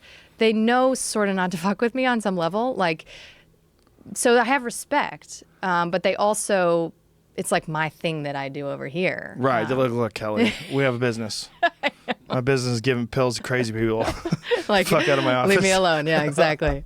I share an office with one of my best friends. Do you really? He rents from my office. And with all the Buddhas everywhere. And I mean, he's more conscious about it than that. Actually, he works in forensics, which means that he works to sort of identify where people in the legal system are being medicated necessarily or unnecessarily. Oh, God. So, yeah, there's all sorts of weird specializations within the Guild of Psychiatry. It's like a many-tentacled animal. So when you say management, like, did you ever take someone from being like a real mess and bring them off the ledge, and then their life improved?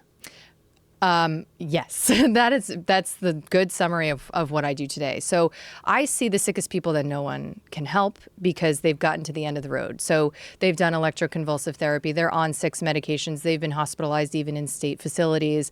They're at the end of their rope because they're not well, and even conventional psychiatry has nothing left to offer them. So people think like, oh, I treat the worried well, like some Upper East Side, woman who's having an affair and she's stressed out or whatever. That's what they call it, the worried well? The worried well, yeah. But it's not, it's not true. Like, my patients are very sick, and, I have an online version of what I do in the office. And the outcomes there are even wilder than the ones in my office. So you can even do this totally on your own. It's not like some voodoo I'm working on Madison Avenue in New York. But like, for example, okay, so I've started to video interview these people as social proof, and like it's all on my website, and you can see what they have to say about it. Because why would you believe me? Because it sounds crazy what I'm saying. So like, what do you do then? Like, say I come to you and I say, hey, I've got real problems. I'm depressed all the got some time. big problems. Super bummed out. Can't keep it together. 99 problems. So I'll tell you about a woman, Allie. Okay. So Don't give her a real name. No, she's on my website. Damn. In a video. Yeah. She is an intrepid woman. She's incredible. She's beloved. I've never said that about a person. They're intrepid. She is. I believe you. That's the point I'm ultimately going to make, is that this process of moving through the fire of your mental illness, which I don't believe in mental illness, but moving through the fire, I don't. What do you believe? I believe that we are, by design as humans, that we feel things intensely. And some people have experiences, like in other cultural settings, some of the early experiences as what we would label schizophrenic, there is an elder that is assigned to you to shepherd you through your psychospiritual emergence. We just don't have a cultural context for anything other than full and total complacency, full and total adaptation to this sick society, right? So right, but regardless of environmental influences and whatever genetic problems you might have, people can have something really wrong with their mind, right? I don't ever think it's really wrong. When it gets really wrong is under the influence of psych meds. Always? So there are very few exceptions. If someone's experiencing psychotic breaks and they don't get put on psych medication, does it go away? I mean, well, that's what the long-term data I was describing for you. It does. It does. So we have turned what might have been a single episode experience that, when properly supported, totally, completely resolves and you get back to life, which is what used to happen even in the early 1900s, when we documented the natural history, so to speak, of these illnesses, we would see that they would go away on their own within a year, 80% of the time. So when they would come up out of nowhere, they would go away out of nowhere as well. Right. Huh. And we've turned them how many into people are you talking about? processes. Sorry to interrupt you, No. but like, how big is this study? Like, how many people there are being... many, and this is where Whitaker is like, my knight in shining armor, Robert Whitaker, because he's cataloged all of this data. There's a robust amount of data, and importantly, it wasn't paid for by the industry, so that's an important bias to control for, right? So if someone comes to you and they're psychotic. Okay. So that's what I'm going to tell you about Allie, right? Okay. And her video is on my website. This is all, fully with her consent that I share it. And she came to me end of her rope. She came with her husband from Kansas to my office, and she was actively, in an episode. What are her episodes? Okay. Her episodes are 3 days before her period for years. She would develop psychotic symptoms, become totally paranoid and delusional, to the extent that at one point she was digging a hole in her face trying to get at like a thread she thought was in there.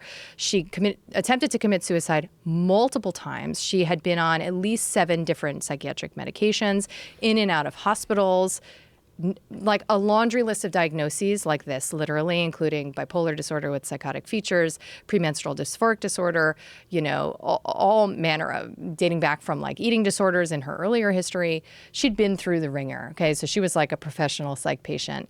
And I was the last stop before an inpatient facility, basically, like institutionalization. Okay. I told her, this is how it's going to go. So I have like a very heavy hand up front, and I can be a hard ass for sure. But it's in service of passing the baton to these women, because I don't have long-term patients. Like, there's an intense window, and then they're done with me, right? Once they're through the birth canal, so to speak, right? So what I asked her to do was follow a very strict diet, no cheating, none, like zero bullshit, okay? So what's the diet? Okay. So the template for the diet that I recommend is based not only on like my personal experience, but also on my work with my mentor, Dr. Nicholas Gonzalez, who was the most badass figure in modern medicine. He passed suddenly in 2015, but he, for 27 years, treated terminal cancer metastatic, like no hope cancer, literally, neurodegenerative illnesses, Lyme disease, diabetes, all with a 100% holistic approach that was based on 3 pillars: a personalized diet, so like 1 of 10 diets, coffee enemas. Oh, Do you know what that is? I've heard of it. You heard of it, all right? Because it's like in the zeitgeist, like people are hearing about Why coffee? enemas. Why are you sticking coffee up your butt? Yeah, I know. It's only necessary because we live in like a pretty toxic world at this point. But what happens is the caffeine. Okay, so you're sticking this little tube like 12 inches up your butt, actually. I know. And it seems totally crazy and weird, but you do it all yourself. You don't go somewhere to do it. It's not like that. And you're hitting this, like, it's called a flexure. You're hitting this point right here where your intestines come across and then down, okay?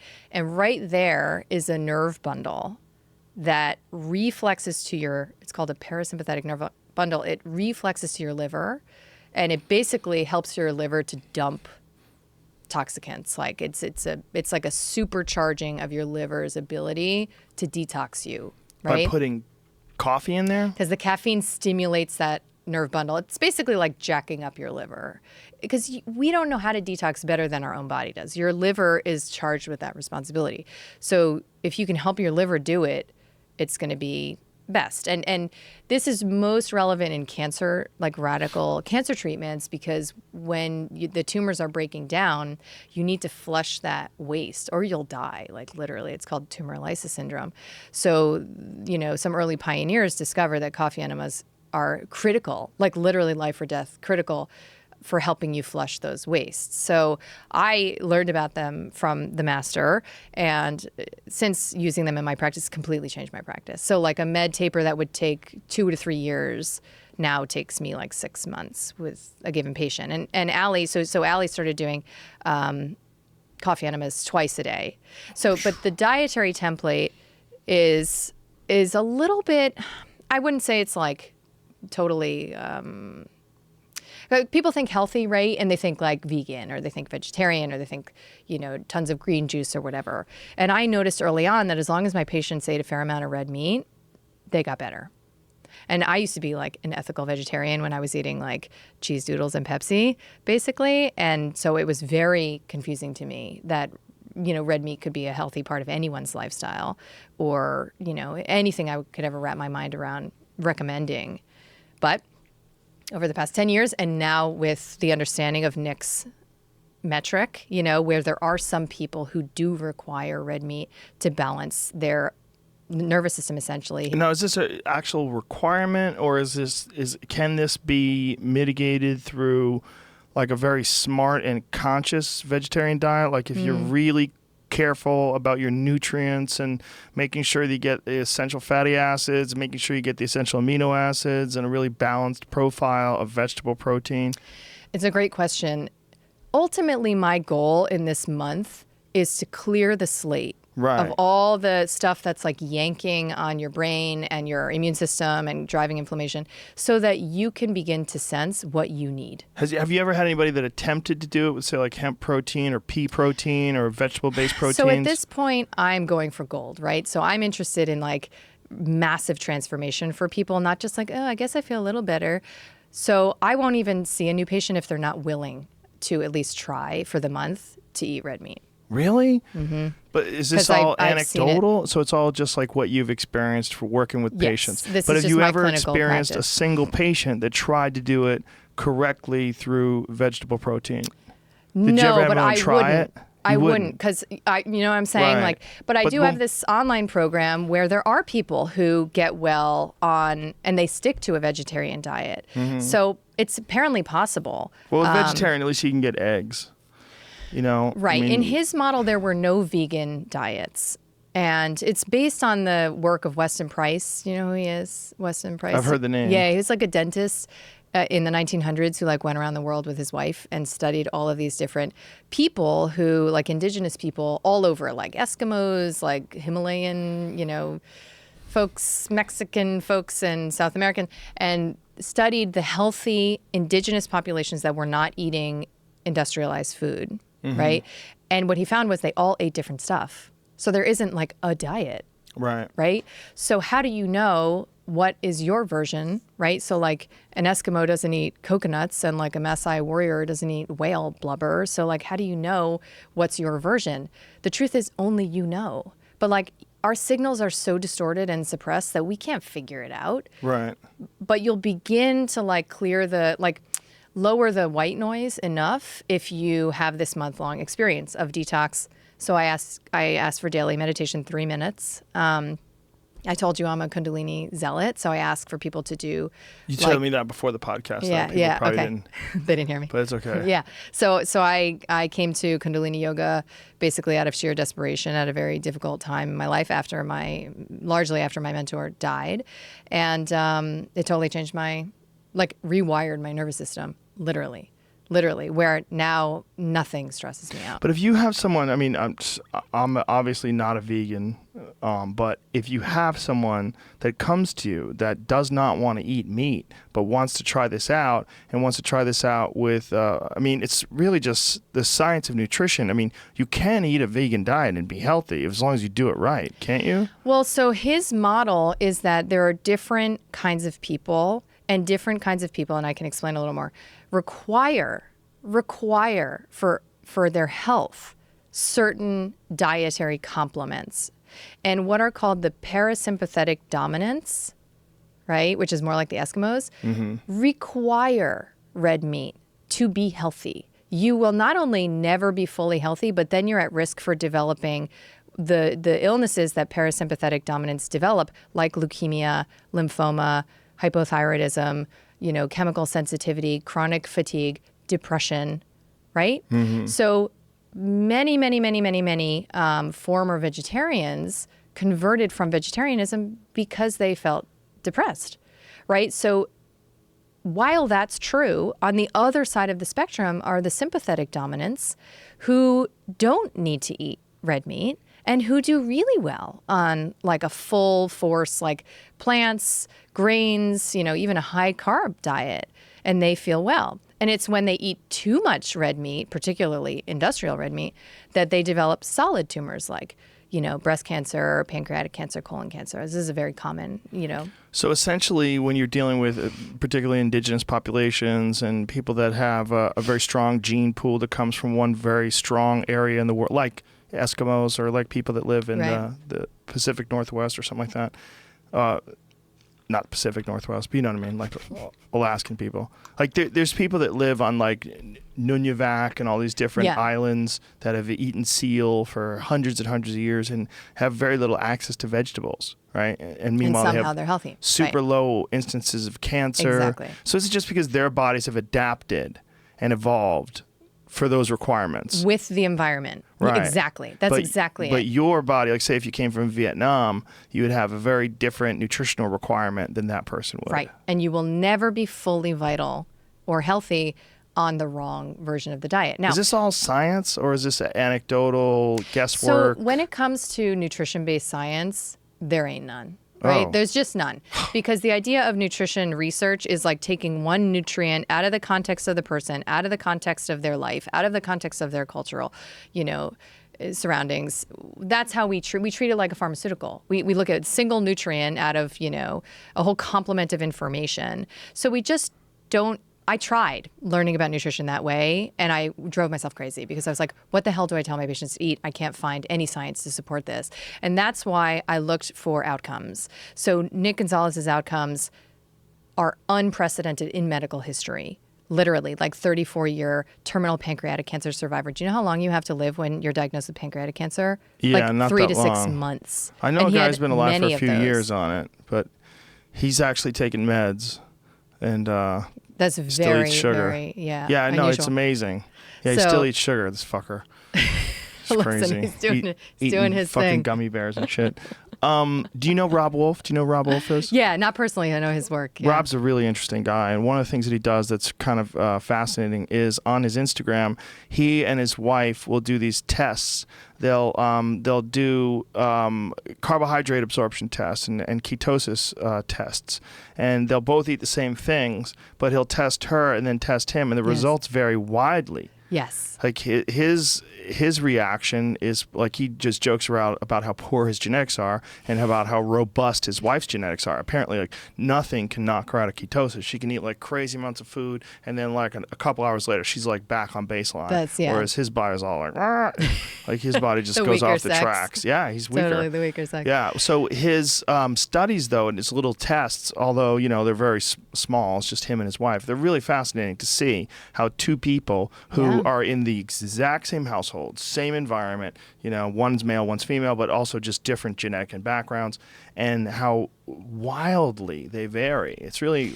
So what do you do with that, right? Yeah, like that's right. How do you know who you are? That's the end of one medicine, right? So the truth is that you have an intuitive compass, right? Especially with food. You are going to want to eat the diet that is going to make you well. Oh, ultimately. Candy and ice cream. That's what people think. That's what it is. It's intuitive, dude. That's what people think. But the truth is, if you actually take this break and detox, so to speak, from all those addictive foods, and you have this shift in your body, you're not going to want it.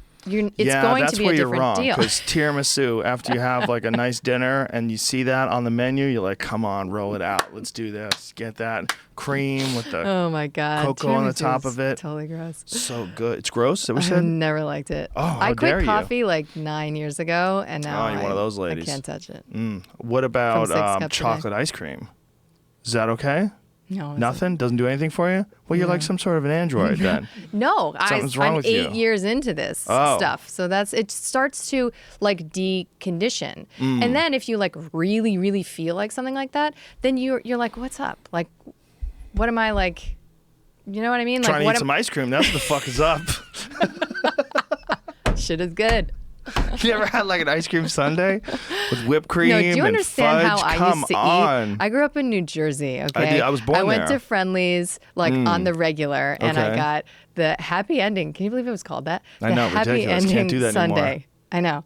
And the fries and the grilled cheese. I used to eat Sounds good. even through my training when I trained at Bellevue in New York. And at the gift store, they used to know me, so they'd have Twizzlers and dark chocolate Milky Way waiting for me every day. Oh. Every day.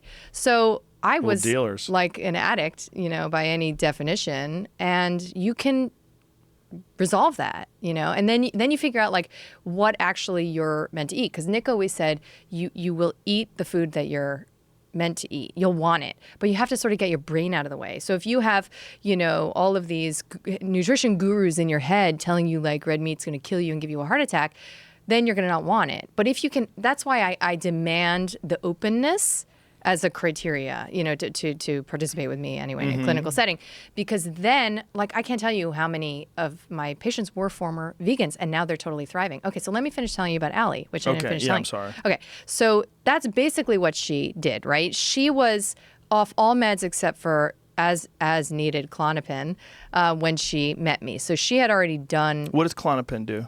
It's like Ativan, like the one we were talking about with Chris Cornell. It's an anti-anxiety medicine, like Xanax or Valium, if you've heard of those. Yes.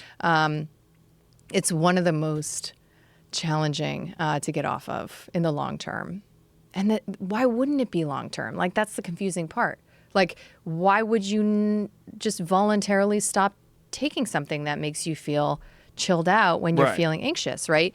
But what if your anxiety is because you have unstable blood sugar and you're having this like fight or flight explosion every hour and a half, right? If you're not resolving that, then it's like putting a Band-Aid on a piece of glass in your foot. It's like, okay, but why don't you just fix it and then you won't need it? So you make them eat a certain amount of red meat. Do you limit their portions to? No, there's no calorie counting. There's no portion, anything, because you are initiating yourself into the process of determining what's best for you.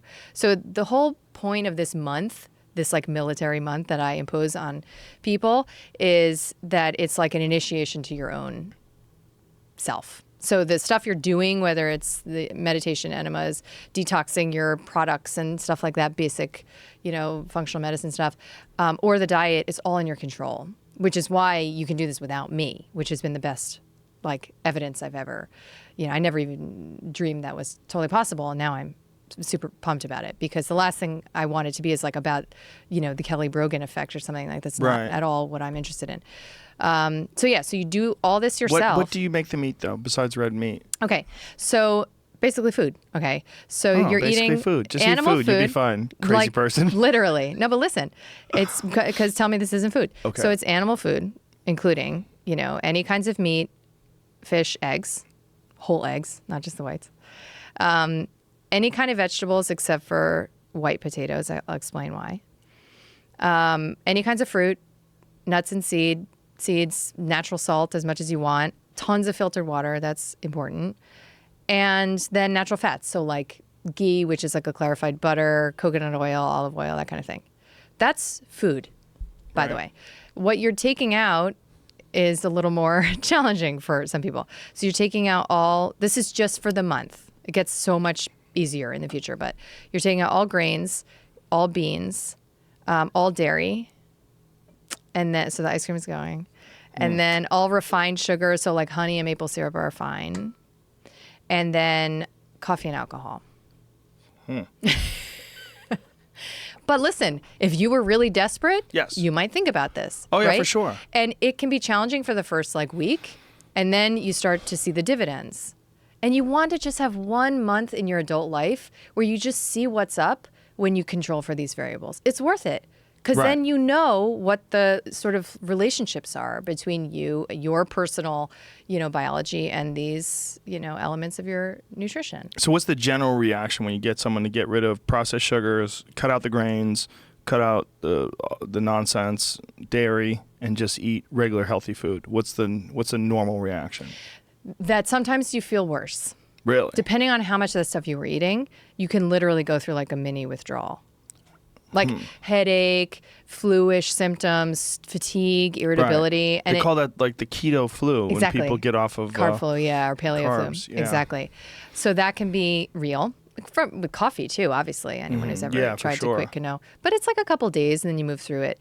And then what normally starts to happen is you start to sort of feel the clearing, right? So your energy is better, your sleep is better. One of the most interesting things is how many people tell me that they sleep better when they eat more red meat. You would never make that connection, right? Sounds crazy. I didn't mention this. I hope it goes without saying that there's massive militant focus on organic and sourcing. I would tell people never to touch an animal food if they don't know, that it was consciously raised. Okay, so that's a caveat, important caveat.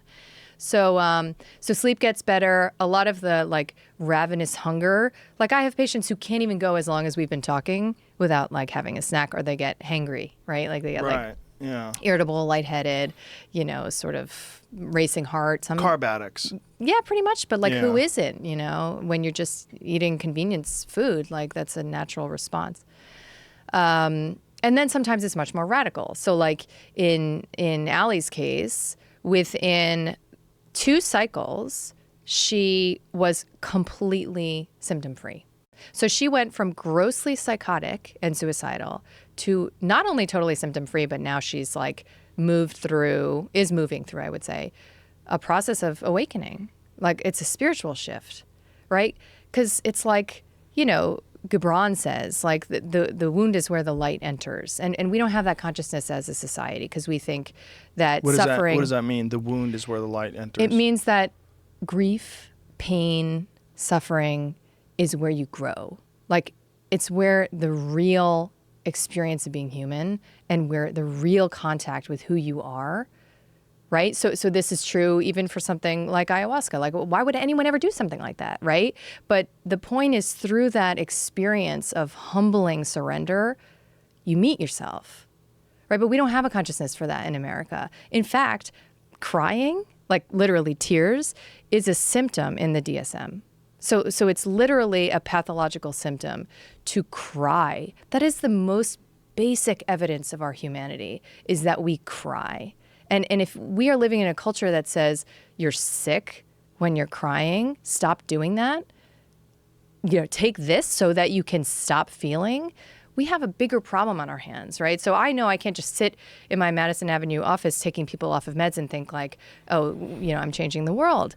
That this is a systemic cultural issue, that we make no room for things to fall apart. We make no room. Do you know that with the DSM-5, so the latest DSM, they took out something called the Bereavement Clause from the depression diagnostic category. And that means that if you meet criteria for depression, which is what you would imagine, it's changes in sleep, changes in appetite, low mood, poor concentration, hopelessness. If you meet that criteria for 2 weeks, it doesn't matter if your kid just died or your wife or like your dad. So that's bereavement. Right. It doesn't matter. You're still a candidate for treatment. Or if you got fired, or if you experienced a natural doesn't matter. disaster, or if you lost Right. your house in a fire. Right. Doesn't matter. Right. So some people saw that as like, wow, really a last straw of pathologizing normal human experience. So is that one of the issues with these dissociative sort of chemicals that people get put on? Because that's like one of the ways to describe a lot of people's reaction to SSRIs and antidepressants is a dissociative. Yes. Like yeah. they have anything can happen and they're okay with it. It's fine. No worries. No big deal. Right. So they don't get these highs and lows. And so because they don't get the lows, they don't get to rebound and get the highs. And then also find themselves, understand themselves, so they can manage how low the lows get. Exactly. Through the mind and through your just living in the moment. Thank and you. understanding. Yes, exactly. Understanding that this is just a natural process of life and you've Right. been through it before. So instead of taking a pill, just suck it up. 100%. Right? I mean, we don't, right? Like in tribal cultures, like men are initiated, right? Like, Oh, I've got a video I'll show you if you really want to see. I don't right? know Like if you really... got a tooth yanked out or you got to like No, survive I got in the wild. An African circumcision video if you really want to get crazy. Oh my gosh. Yeah, one of Well, the ones. So Yeah. we think of ourselves as being lucky, like that we don't we're have lucky to we go don't have to through do that. For Okay. sure. I'm not taking responsibility for what's in this video as Yeah. being in any way related to what I'm talking about. No, I'm you kidding. it's definitely not. I'm sure. You wouldn't approve. But it's true. Like we're just like we just baby our way through life because Right. no one is teaching us how to confront our deepest fears, like explore the shadow realms and integrate it into our own power. Right? We have no understanding of it. We make fun of that. We think it's like woo weirdness that like other cultures can, do in their little tropical islands. But what I have found is that taking people off of psych meds somehow is seeming to serve as like an initiation process for like thousands today. So interesting, right? Like that you took it because you thought it was a good idea, and it's so challenging to come off it and forces you to confront a lot of elements of your consciousness, live differently. It forces you to work with your body differently. It forces you to begin to look at why you went on them in the first place. And then there's a whole nother layer of just it's being really physically disabling in some cases to come off these meds. And it really brings you to your knees sometimes. And so a lot of what I think of myself as doing is just like holding space for that process to happen. And then once it happens, they move through into this like awakened state. I mean, the vast majority of my patients and, online course completers go on to become healers. Why else would that happen if they weren't? You're making people crazy. That's why. They're turning to healers. But you surely must Fringe experience quacks. a massive blowback from just conventional psychiatric medicine practitioners who are looking at what you're saying and saying, so you're telling someone all they have to do is just stop eating sugar and they won't be psychotic anymore. That's fucking crazy. I'm not saying I never said that. I know you're not saying that, but I'm boiling it down to that. You're saying that you took this woman and you took her off of processed foods. You made her eat healthy vegetables and meat and eggs and healthy Detox fats and meditate, coconut yeah. oil and avocado oil and detox and medication, and all the inflammation went away.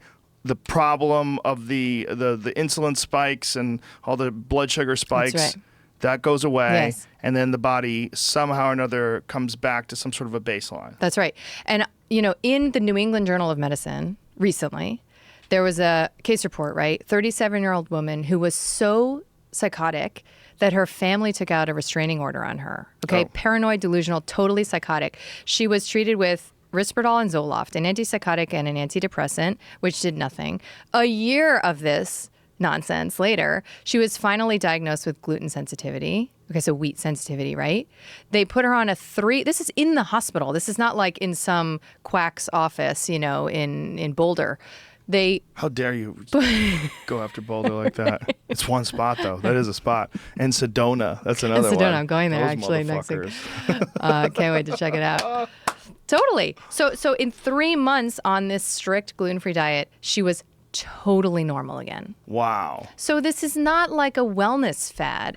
There are real root drivers, but we don't know what it is for you, right? Like I said, it could be physiologic, where it's like, there's a similar story about a lifelong vegetarian woman. This is in the published literature, who became psychotically depressed, was admitted for catatonia. Catatonia is like the worst diagnosis in psychiatry, right?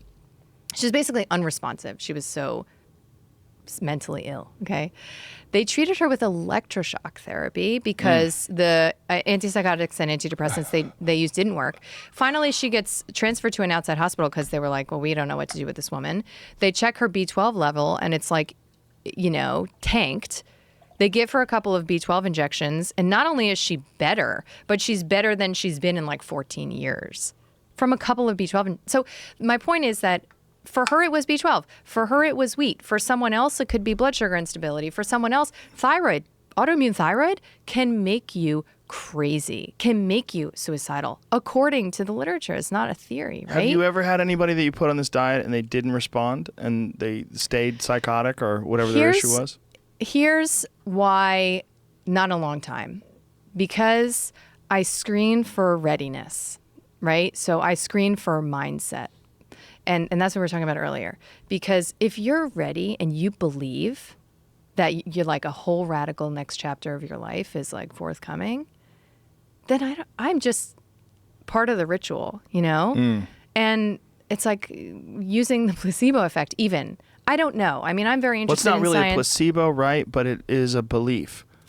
If you don't believe that this is going to do anything for you and you're a skeptic, it won't.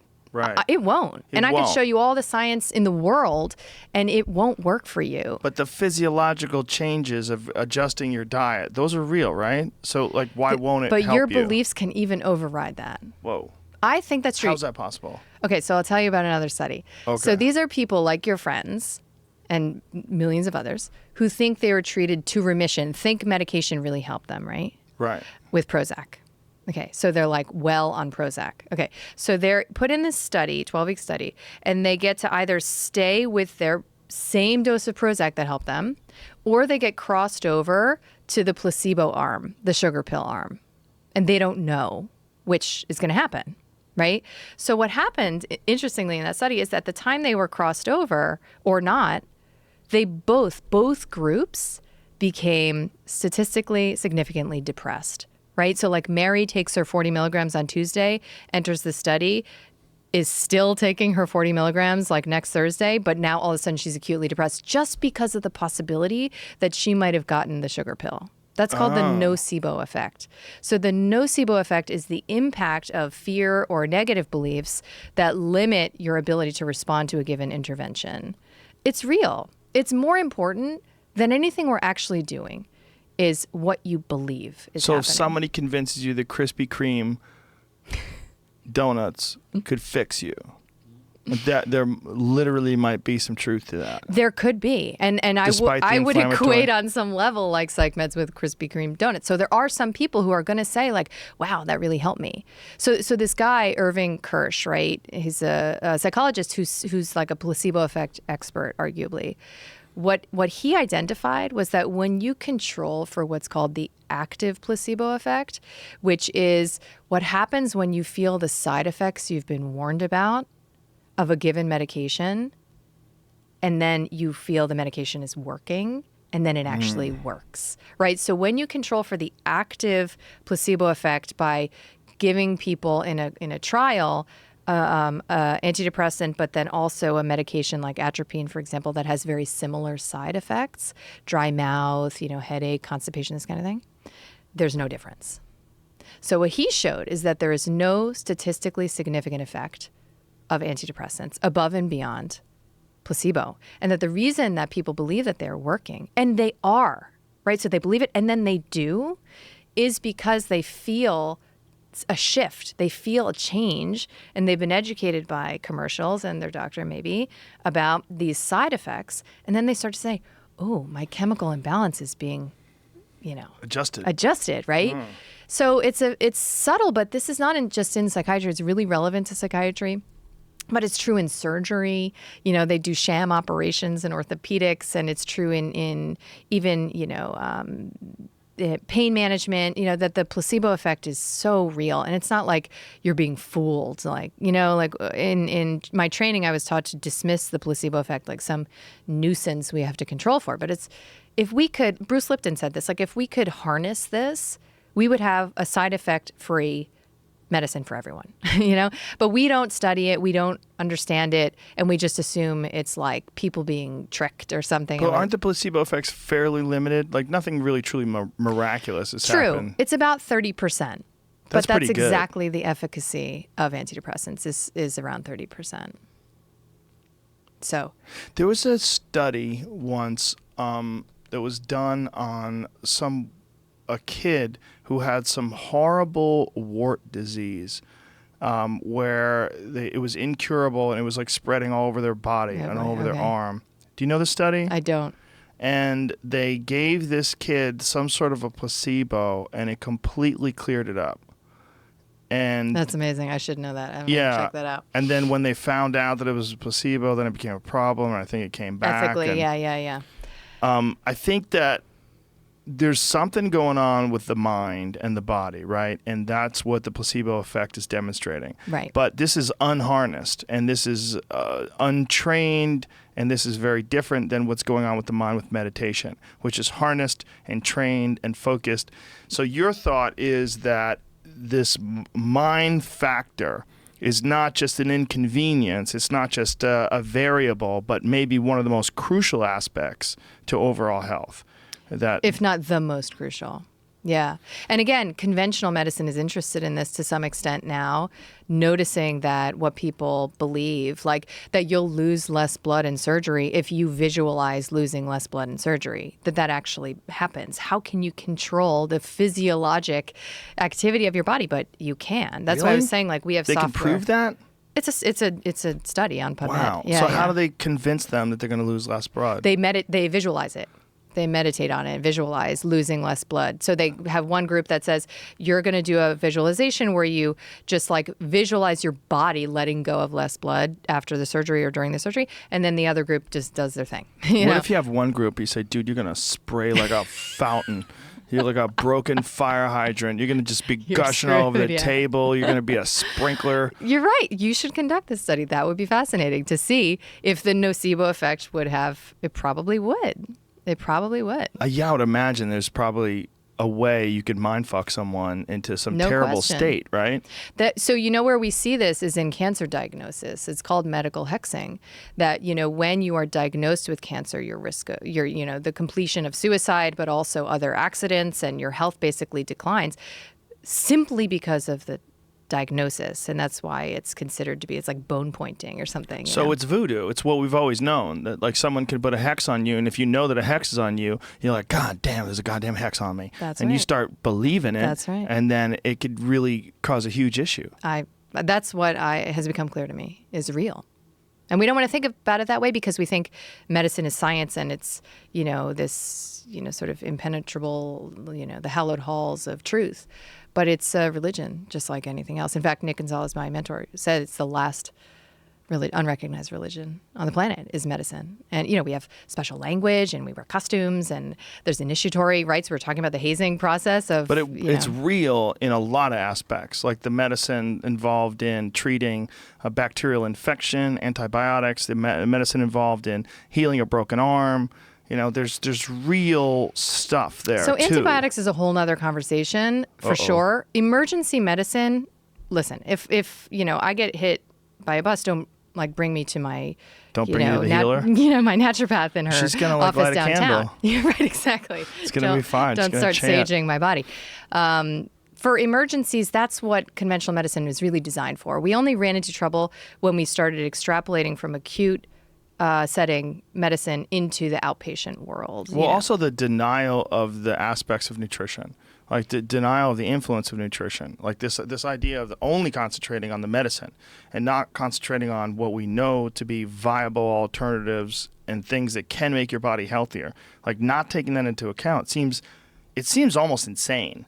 It seems like you're going to fix a car. Like, I hear a banging. Oh, I'm just going to inflate these fucking tires. And, like, what about the engine? There's a banging in the engine. Should I fix the engine? Like, no. No. Just turn off the alarm light. Yeah, let's just turn the AC on. Like, it's almost like there's but it's not certain insane. aspects they're looking at, the aspects of medication, and because of all the aforementioned variables like student loans, the consensus of your peers, right. Everybody's in this sort of group together. There's all this unspoken word that you're not going to criticize the establishment, and you can't really do that because if you do, you're out of a job, and all your money that you spend on, God.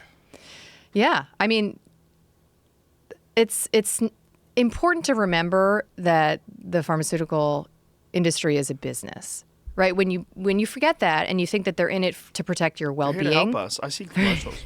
Right. If you forget that, which is easy to do, right? Especially because they work with doctors and we think of doctors as priests still. Right.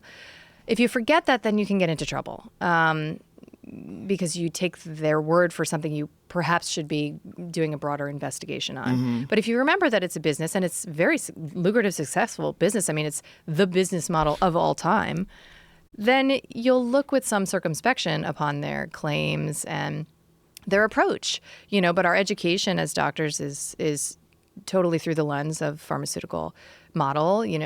Regulatory agencies famously, like the FDA, CDC, and industry, it's like a revolving door, literally, and this is totally available information on the internet, that they're all the same people. So we really do have the fox guarding the henhouse, and that's where we get into trouble. If we don't have transparency around a true regulatory body that is not fiscally invested, we're going to have a problem, especially if we're presenting this as the only legitimate course of action for a sick patient, where you can actually, as a parent, have your children taken away from you if you don't participate in the model. Have there ever been any serious suggestions that we remove this whole ask your doctor commercial aspect of medicine? Like, it just seems Not to my knowledge. It seems so crazy that we know how influential commercials are. Right. I mean, they're so influential. And these are not just fact-based commercials. They've got cheery music going on. There's sunshine and butterflies and shit. And it just makes you feel like super happy. Like, I want to be like these people. They're smiling all the time. Totally. It's conditioning. It's so crazy that they can do that for drugs. But you could argue, right, that you're just empowering patients with knowledge to help themselves, right? Like, that's why we're allowing the commercials. Ask your doctor if Abilify is going to keep you from jumping off a bridge. Or make you do it. Ask your doctor. Oh, my gosh. No, I know. Yeah. So you said Abilify was at one point in time the most prescribed? Yeah, recently it was the number one prescription. I think it was 2 years ago. Synthroid's always up there. But, yeah, it was. And it's because there's these trends, I guess, these stylistic trends in prescribing that, of course, have no evidence-based, but in psychiatry, we're really vulnerable to that because there isn't a clear, A to B in terms of presenting symptoms and medication recommendation. It's sort of a free-for-all. You can pile on as many or as few as you want, and there are algorithms, but they're very loose. What you're trying to say is Scientology is right. Who said that? It's kind of what you're trying to say, right? I mean, aren't they like super anti-Scientology? Remember when Tom Cruise was on with what's his face? What's that dude's name? The dude's name, the Good Morning America guy. Wasn't he on Oprah What's his too? name? Matt Lauer. Matt Lauer, yeah. Matt, you're Matt glib. Lauer, that's right. You're glib, Matt. Yeah, he's been on that. But in Oprah, it was when he was in love. He was jumped up jumping on on the couch and he was in love like no straight man who's ever lived on the face of the planet. Let him do his thing. Yeah, he's in love. I'm in love. I'm in love. Now I'm divorced. But back then, I was into it. But no, when he was saying that on the Good Morning America show with Matt Lauer, he was essentially just saying what Scientology's always said. Like, if you go down Sunset or Hollywood, where's the Psychiatry Kills Center? Oh, right. Yeah. You know? I think it's on Sunset. There's some part of Hollywood. Yeah. We used to have where protests outside of the They have hospital, people with too. like electroshock helmets on, like, and like it's like psychiatry kills. Like, what is this? It's a fucking Scientology center. I know. If you go in there, they're like, you don't need Scientology. You need to hold on to these cans that are attached to the e-meter. We got to find out what's ticking. And then they start manipulating your beliefs, and that in turn helps you feel better. So there is some sort of a correlation between the mind, getting on. I mean, in a way, like they're almost like not totally misguided in their efforts, right? Yes, and I would say an important difference in my perspective, perhaps, and theirs, is that I believe in like individual empowerment. Also, you're not asking for 10% of all their income, and you don't require 2.5 hours of study every night. Yeah, no, there's hopefully more differences than that. But no, I mean, it's, if you're subsuming someone into a, I don't want to say like cult. Culture. How about a culture? Oh, that's cool. Just pause before you say the chur. Culture. Then you're just transferring dependence, from one model to the next. And, sort of my bag is to really give people back their power through a methodology that's, their own alone. I think that highlights why that stuff works for people and why a lot of different things work for people, a lot of different kinds of religions, and unfortunately a lot of different cults and a lot of different ideologies and a lot of different mindsets do work for people. Even fucking CrossFit. There was a great article that I read about equating CrossFit to the fact that people do not have these religious groups. They don't have these social bonding groups. Like a community. Because they're not going to church anymore. So now they're going to this gym, and they'll, like, a lot of them literally call the gym church. Totally. Yeah. Have you heard of the rat park studies? Rat park? Yeah. Rat, like the rodent. Which studies on what? So there are these Canadian studies that basically looked at the addictive model of cocaine, right? So like we know, right, that if you put a rat in a cage by itself and you give it the choice of water or cocaine, it's going to drink the cocaine until it dies. Yeah, I am aware of these studies. But then these researchers were basically like, well, hold on a minute, that's like totally unnatural environment for a rat to be in. So what if we like put it in rat heaven where it can like have sex with other rats and hang out and have like a community and there's things to play with and little wheels and whatever. Then what happens? And if you give them cocaine or water, they don't touch the cocaine. And you can even addict them in isolation and they will voluntarily detox in rat heaven. Isn't that fascinating? In the rat park. Yeah. So what does that mean, right? It means that we fundamentally need community. Like we need each other, like it or not. And we don't have that as a part of the fabric. We live in boxes. We don't know our neighbors. Like we don't have communities anymore. Right. And so anytime we have the opportunity, whether through AA or CrossFit, to plug into a community, we fix something inside ourselves so we have less of a vulnerability to abuse the effects of a substance like cocaine or alcohol or whatever. The rat park study is so important because so many people will cite that as evidence that cocaine is so incredibly addictive. Well, then when they find out about this, because this is like a different variation on that study, and they go, well, oh, okay. I'm in a rat park. The context. The context matters. I mean, you're kind of in a rat park every day if you're in a cubicle environment. Exactly. You're in your car in traffic, or you're on the bus and no one's talking to anybody. You're in your little cubicle by yourself, with. And then there's shared suffering that's coming from things like CrossFit, where you have these moments where you're bonding together, almost like you guys are, you're in the trenches, right? Yeah. There's suffering something together. There's something to yoga class like that. People get all Satnam, Namaste on you. I mean, there's a lot of like that. There's a lot of struggle. It's hard. It's hard. It's super hard. Yeah. Yoga's really hard, and that's part of what's good about it, is that I think we need hard things. I think your body, if you're just constantly nerfed and everything's soft and everything's a free ride and there's no ups or downs and everything's middle, like, what is that? That's not a human. It's not life. 100%. It's not what you're designed for. So like when you're having a difficult window in your life, and maybe you know why, like you had a loss, or maybe you don't know why, and things are just off. Yeah. Right? Like either you have a consciousness that says, there's something here, there's something to this, there's some meaning to this. I got to look deeper. I got to pay attention to things. I got to rebalance in different. I got to up my game, of self-care. Or you're like, this sucks. I don't want to feel this way. And there are thousands of prescribers like happy to open their door to you. Yeah. And that is really the problem, right? The real problem is that there's so many different options other than what's going to make you healthy. And there's so many different ways to just numb this whole experience. Just numb it all down. Right. Like, let's put some ice on it, baby. You're going to be fine. Let's numb this whole thing down. I have been of the opinion, especially over the last few years, I've really focused on this heavily, and I've talked about it maybe too much. But I think people need to struggle in order to appreciate how nice things are, and also to mitigate the effects of actual bad things that happen to you. If you can do difficult, hard things on a daily basis, on a regular basis, you know, whatever your schedule allows for, but whether it's martial arts or whether it's yoga or whether difficult struggle, physical struggles where you have to test yourself, where you have to pull through, you have to have discipline and resolve, and it's hard to do. When you get through that, you develop that muscle and that understanding of struggle. And believe it or not, this is where it's going to seem really weird. The struggle that you get in a yoga class is so much harder than the struggle that you'll ever experience outside of that. Right. Which so doesn't make any sense. Like, no, you're going to work out. Like, this is just like, no, this is not spin class, man. This is something like very intense. Not that spin class is not difficult. I was going to say I'm a SoulCycle fan. Watch it. Yeah, I'm all about SoulCycle. Spin class is hard too. I mean, it's a bad example. What I should say is it's not like going to the gym and doing like a simple round of like calisthenics or exercise. It's pushing you into your discomfort. Real serious discomfort where you want to quit, you want to stop, and you have to push through.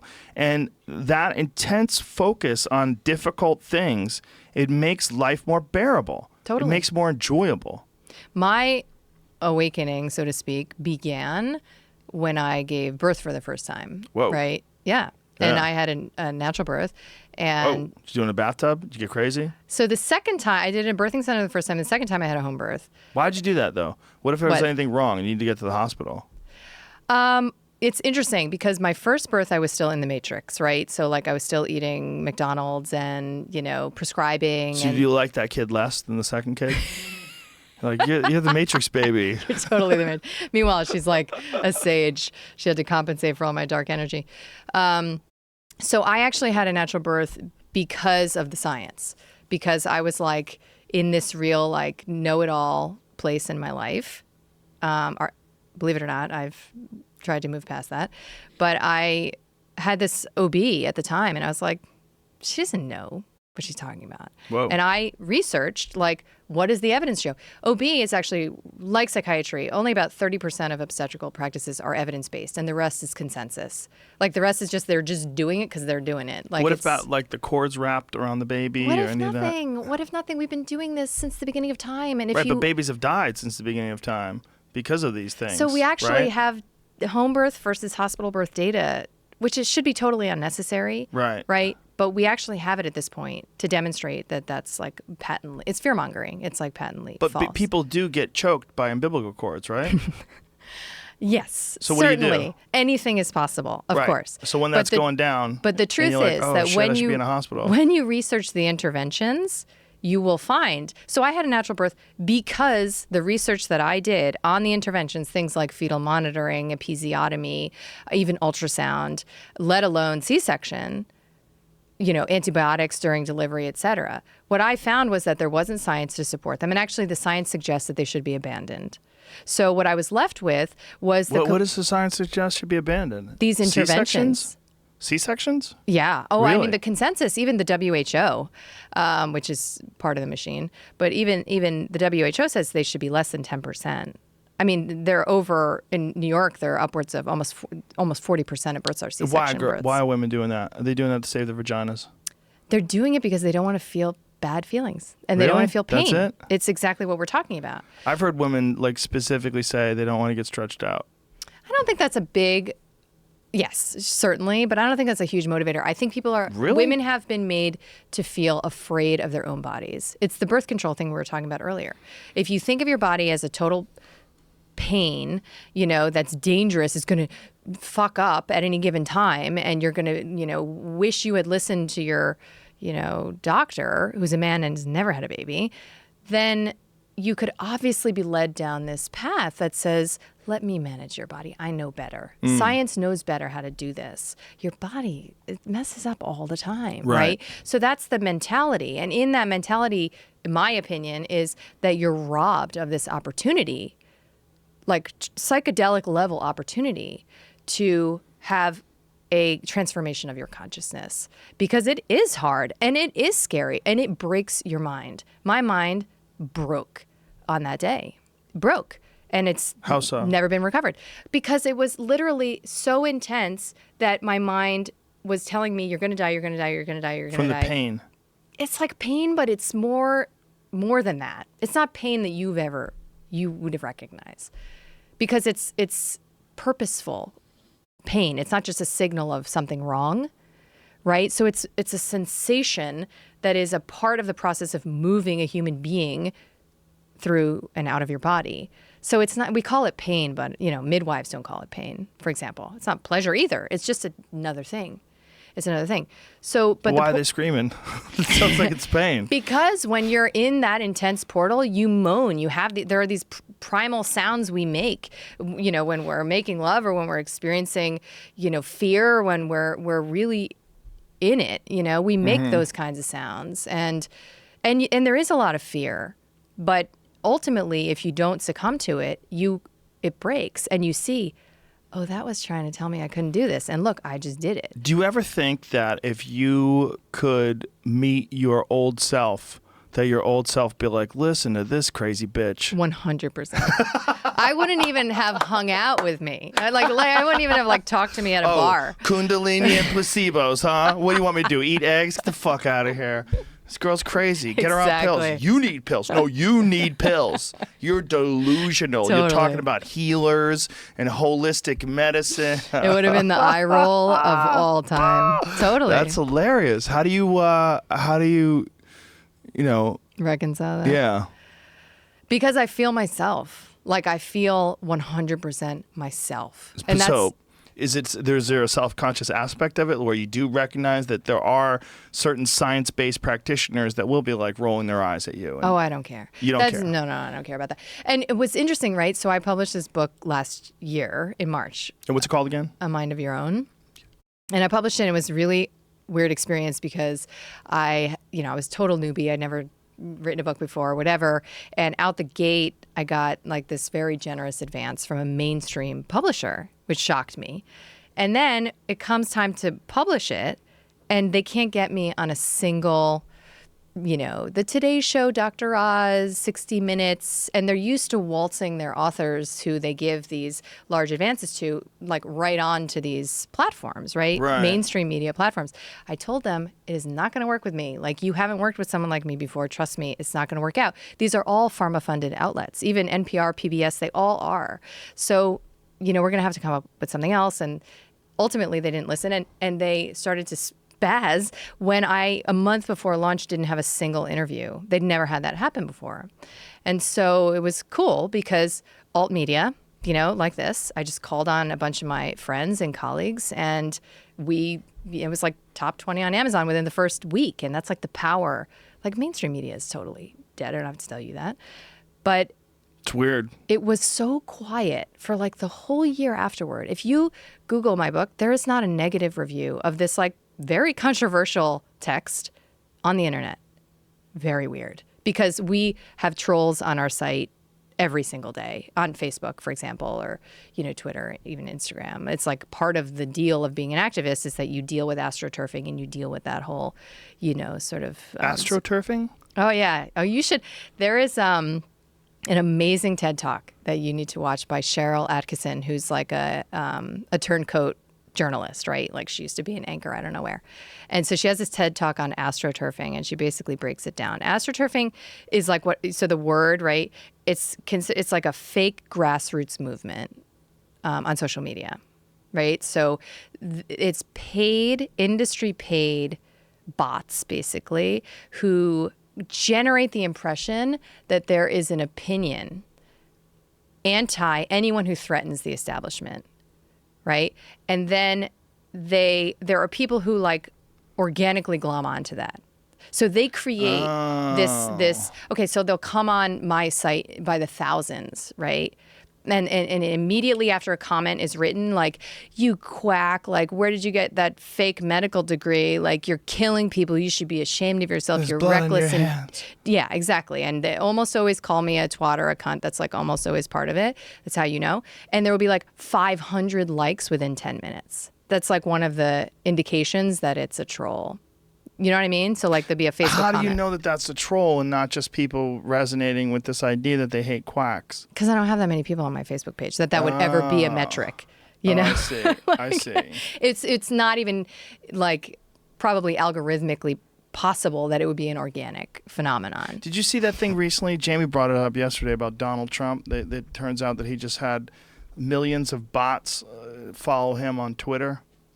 Just That doesn't out surprise of me at all. nowhere. Just Yeah. like something like 4 million bots Yeah. just joined on, and everyone's like, okay, what's going on here? What happened here? What is It's- this? These are fake accounts. Yeah. It's like a thing. It's not surprising that this No, would it's have not been right. surprising Like that people part have of figured the, out that they can manipulate this. Half Exactly. of President Trump's Twitter followers are bots. Right. Holy shit, this is so crazy. So you generate the impression that there's a grassroots energy, and it's actually not real. He picked up 3 million Twitter followers in recent days, most of which appear to be recently created Twitter bots. Screenwriter John Niven pointed out Tuesday morning that Trump's account saw a big spike in followers over the weekend, most of them newly created accounts without photos or tweets, Right. telltale signs of Twitter bots.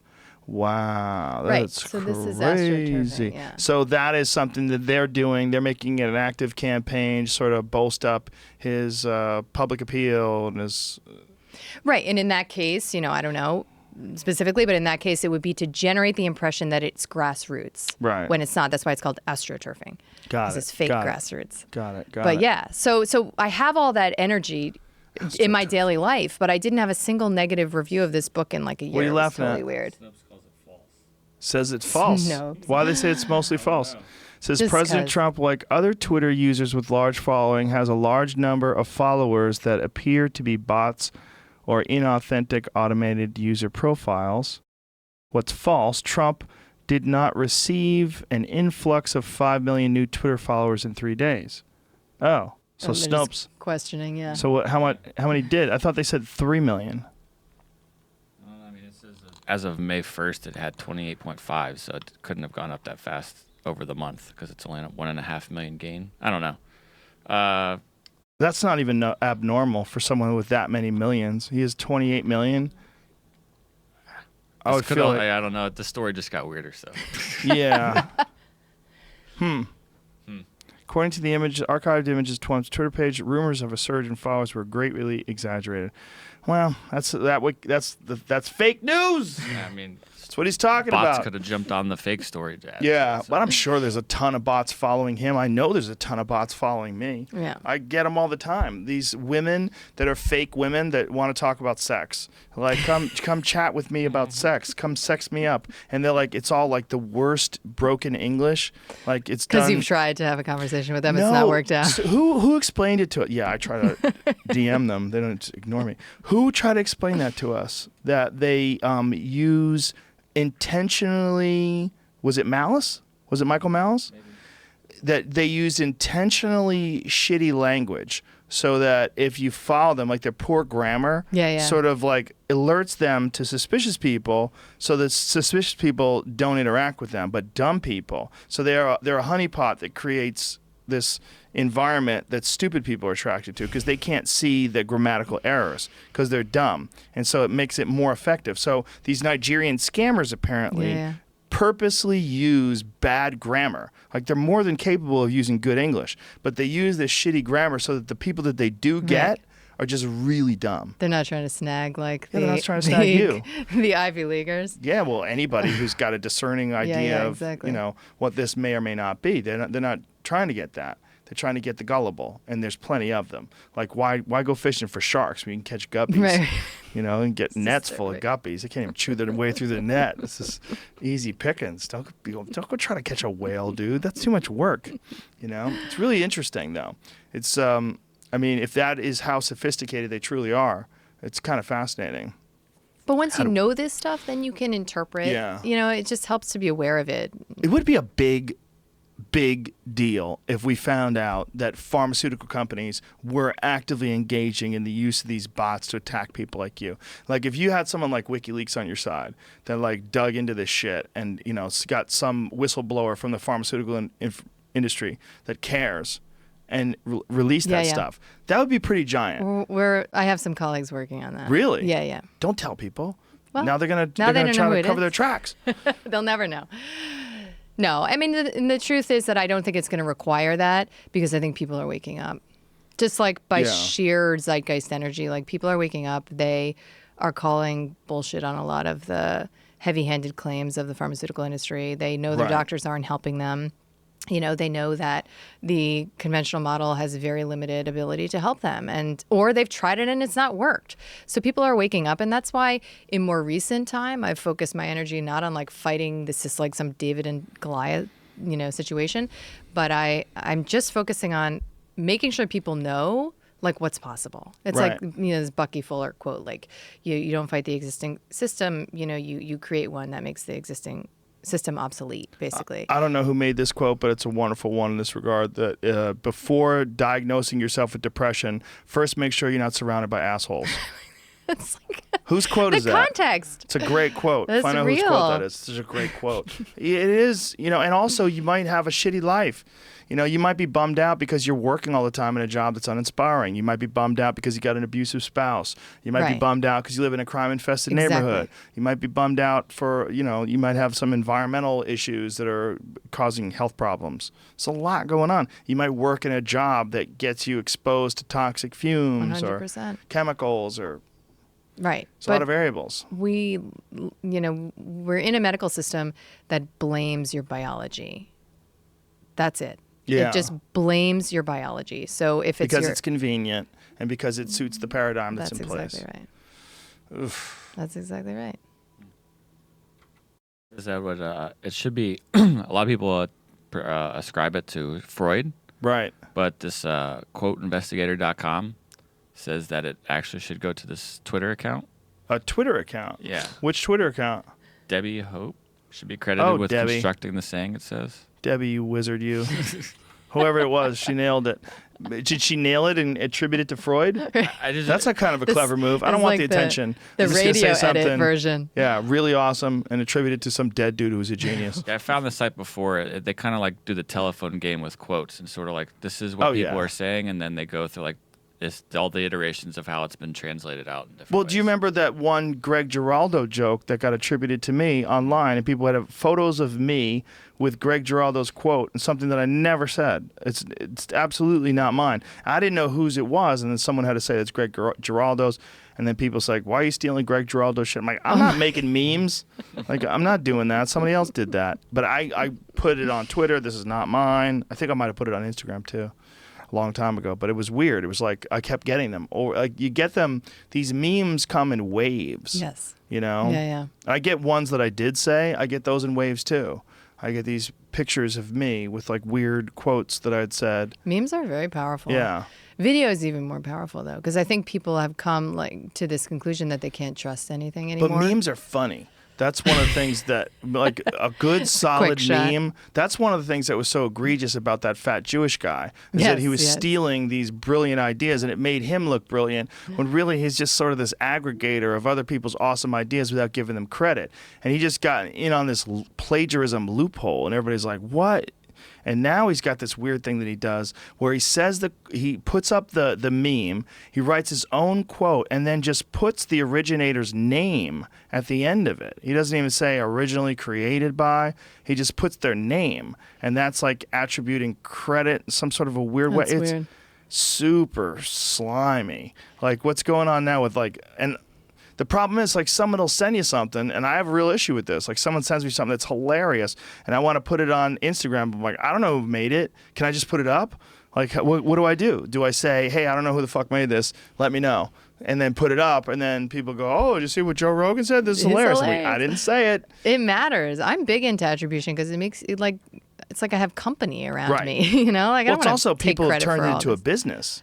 Yeah. Like the meme business is a business, and then they have sponsored Instagram posts and sponsored tweets, Yeah. and they make a lot of money. Like there's a lot of money to be made, and people were getting these development deals to do television shows and all sorts of other things based on the content of other people's ideas that they're just aggregating. That's amazing. Yeah, well, it's just a weird loophole. Yeah. It's like if you were doing it with music, like say if you just wanted to take riffs that you thought were really awesome and put them on your music page, people will go, well, fuck you. You can't do that. This is my stuff. I created this. But that signature, unless you're putting watermarks on everything, that signature is not necessarily available with memes. Right. Because they're that powerful. That's Yeah. And even if you do put a watermark, you know what they do? They just find the original photo, put their own quote over it, and just don't attribute anything to you because they don't want you to have the watermark on their page. It's so sneaky. It's like some weird copyright loophole that exists now.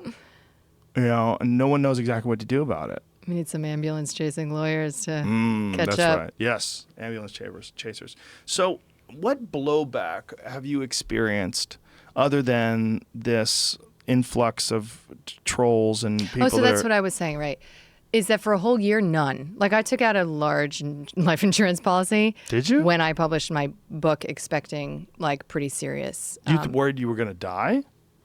It's happened. I have colleagues, you know. What colleagues do you have that have died?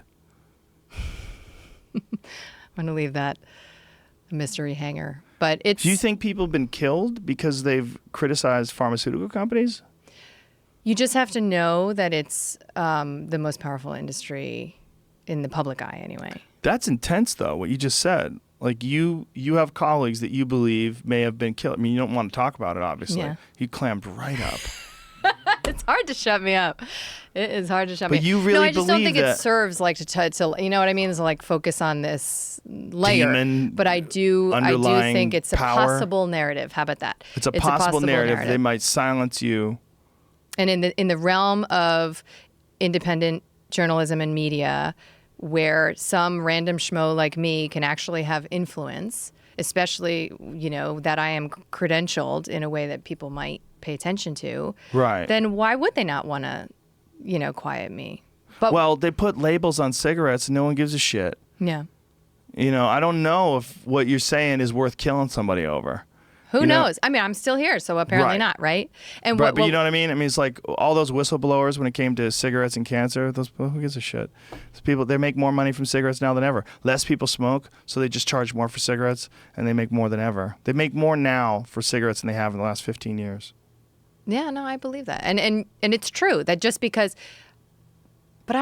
right, like I'm not just trying to scare people out of taking meds. You're I'm trying to help them. Also showing that you can totally shed your chronic illnesses completely forever. Well, I can't show forever, but that you can have long-term shedding of your chronic illnesses. That to me is a more threatening element of what I have to say than just like, these pills are dangerous, you shouldn't take them. I'm not saying that. Right. I'm saying you might have been told you're broken, that you have a mental illness for life, but in fact, you know, like I have a woman who completed my online program, had such bad migraine headaches that she had to be on IV treatment. She was treated by the top neurologist at Emory. She was on multiple pharmaceuticals. She was bedbound for 2 years, okay? And she completed my program, which we talked about. This is not rocket science, okay? And she's totally symptom-free. Totally. Yeah. So that's pretty threatening, right? To show you that, in fact, what you're told is a permanent problem you just have to deal with and live with pharmaceutical medicine could be completely dissolved is a very threatening concept. And I'm not the only one. I mean, many functional medicine doctors and holistic healers are you know, working to create awareness of this possibility. But regardless, it was pretty weird that, you know, the book made the New York Times list, strangely, and there wasn't a mention of it in mainstream media for a year. Not once. Like Nobody wanted you to have you on their show. This is no. amazing. Let's not talk a, to not her a about negative this. review. Like not a single mention in mainstream media. So the negative review is the problem with that is that you could refute the negative reviews and also calls attention on it. And like, let's see what her response It's is. like they decided to ignore me, which I was totally cool Yes. with because I had a very chill year. But it's with your life insurance policy. yeah, right, exactly. Just waiting, you know, to get my couple million to my kids. But it's changing. Like even in the past month or so, there's been like a more of a targeted effort, and a couple of Allure and Cosmo and a couple of mainstream outlets have begun to suggest that I am, a dangerous, reckless person who shames women who take meds. They've said this in articles? Yeah, I mean, you can, yeah. Wow. I don't want to give it the Shames click women. energy. Isn't but that funny that, like, if you give advice that based on actual studies, actual medicine, give advice about, like, hey, maybe it's not a good idea that you take these crazy medications where we don't exactly know why you're taking them. We don't know exactly if these are the right medications for you. They're testing them on you literally as you go along, that you're shaming. I'm not even saying maybe it's not a good idea. I'm just saying, here's what the science says that you might not have been told, and Right. here's what's additionally possible you should just at least know. Okay, and here's Yeah. the social proof. Interviews. I'm publishing 4 case reports as we speak in the peer-reviewed indexed medical literature. So this is not like some random blog I wrote, okay? Right. So just know that that's possible and then make your decision. And guess what? If you're on meds and this sounds interesting to you, then I'm showing you there's a path to a new, approach. Right. That's it.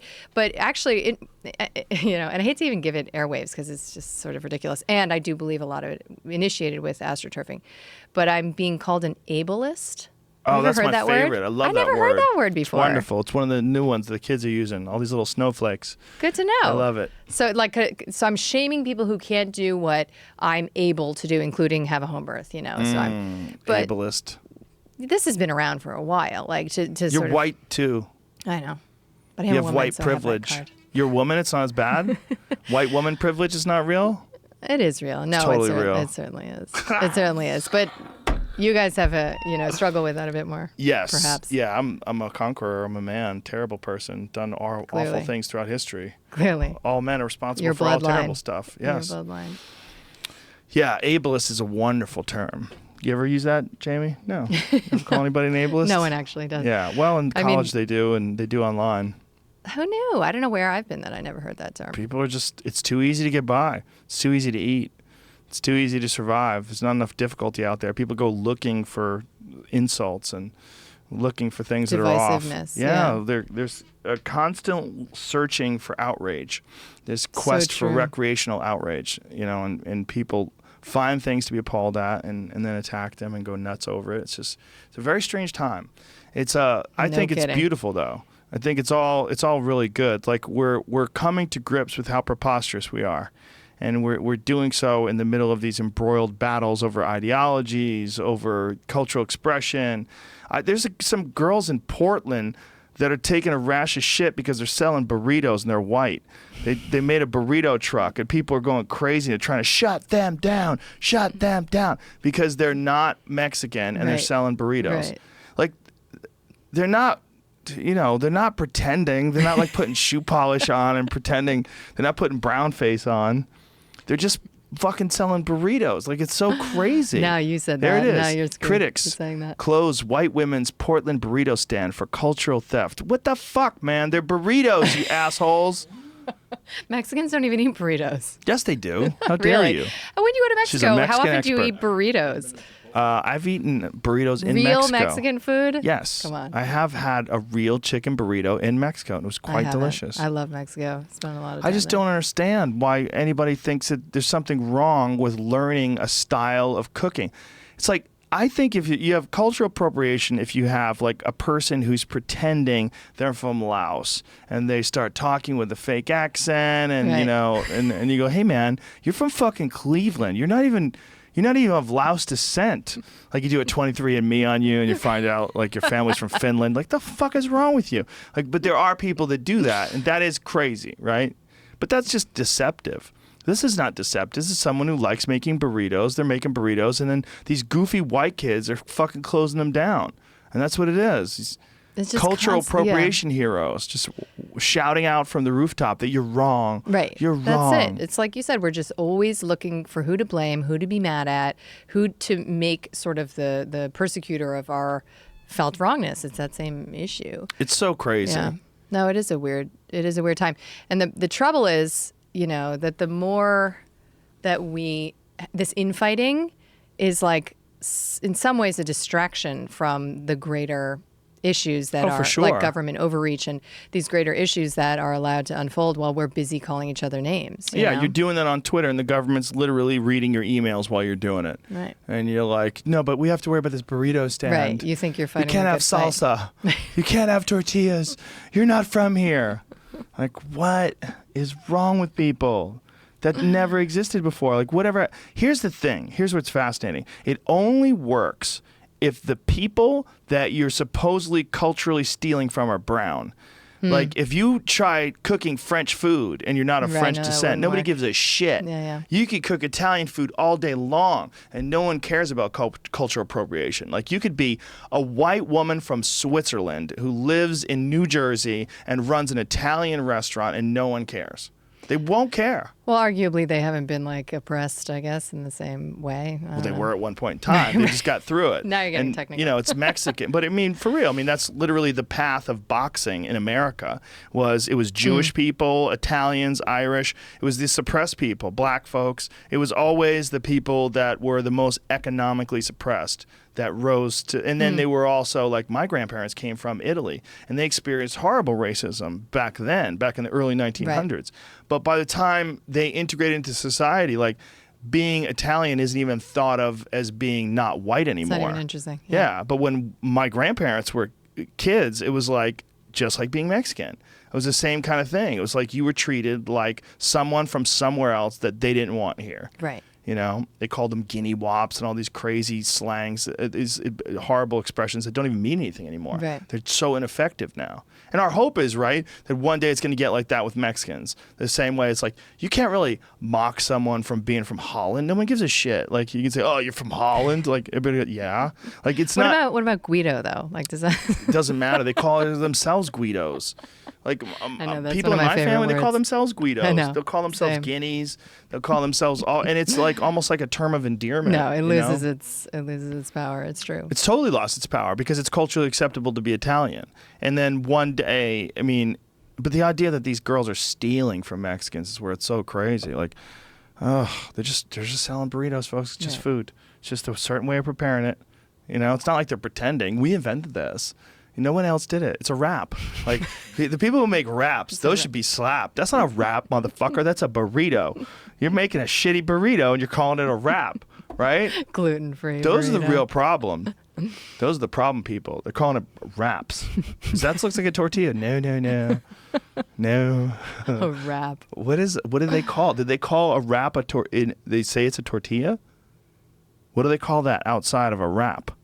Right? Like It was a co-opting. It's like a co-opting. Totally co-opting, right? That's the real theft, is wraps. But it doesn't even taste good. Like, if those girls were just selling wraps, everybody'd be like, oh, that's cool. It's just a wrap. They just mislabeled it. As long as they don't have a Mexican flag anywhere or any, like, a cartoon of a chili pepper, you know? Sombrero. Totally. It's just, I really feel like this goes, I mean, it's a stretch, granted, but I really feel like this goes back to what we're talking about, is that people need difficulty in their life. They really do. And that way they don't seek out difficulty that's You're going not to manufacture real. it. Yeah. Yeah, no, it's true. And I think that's one of the reasons why you're getting a lot of this from these college kids, where their tuition's being paid for, they're, you know, they don't have jobs, they're not competing in the real world, they're just operating on ideologies, and they're being taught by these knuckleheads that are just trying to keep their tenure, and they're trying to spread the same sort of ideology that they had when they were in college, and they never really entered into the workforce in a lot of examples. A lot of these people went from academia to teaching. Right. I mean, right in there, just embedded into the system. Totally. You know? Hey ho, these racist teachers have got to go.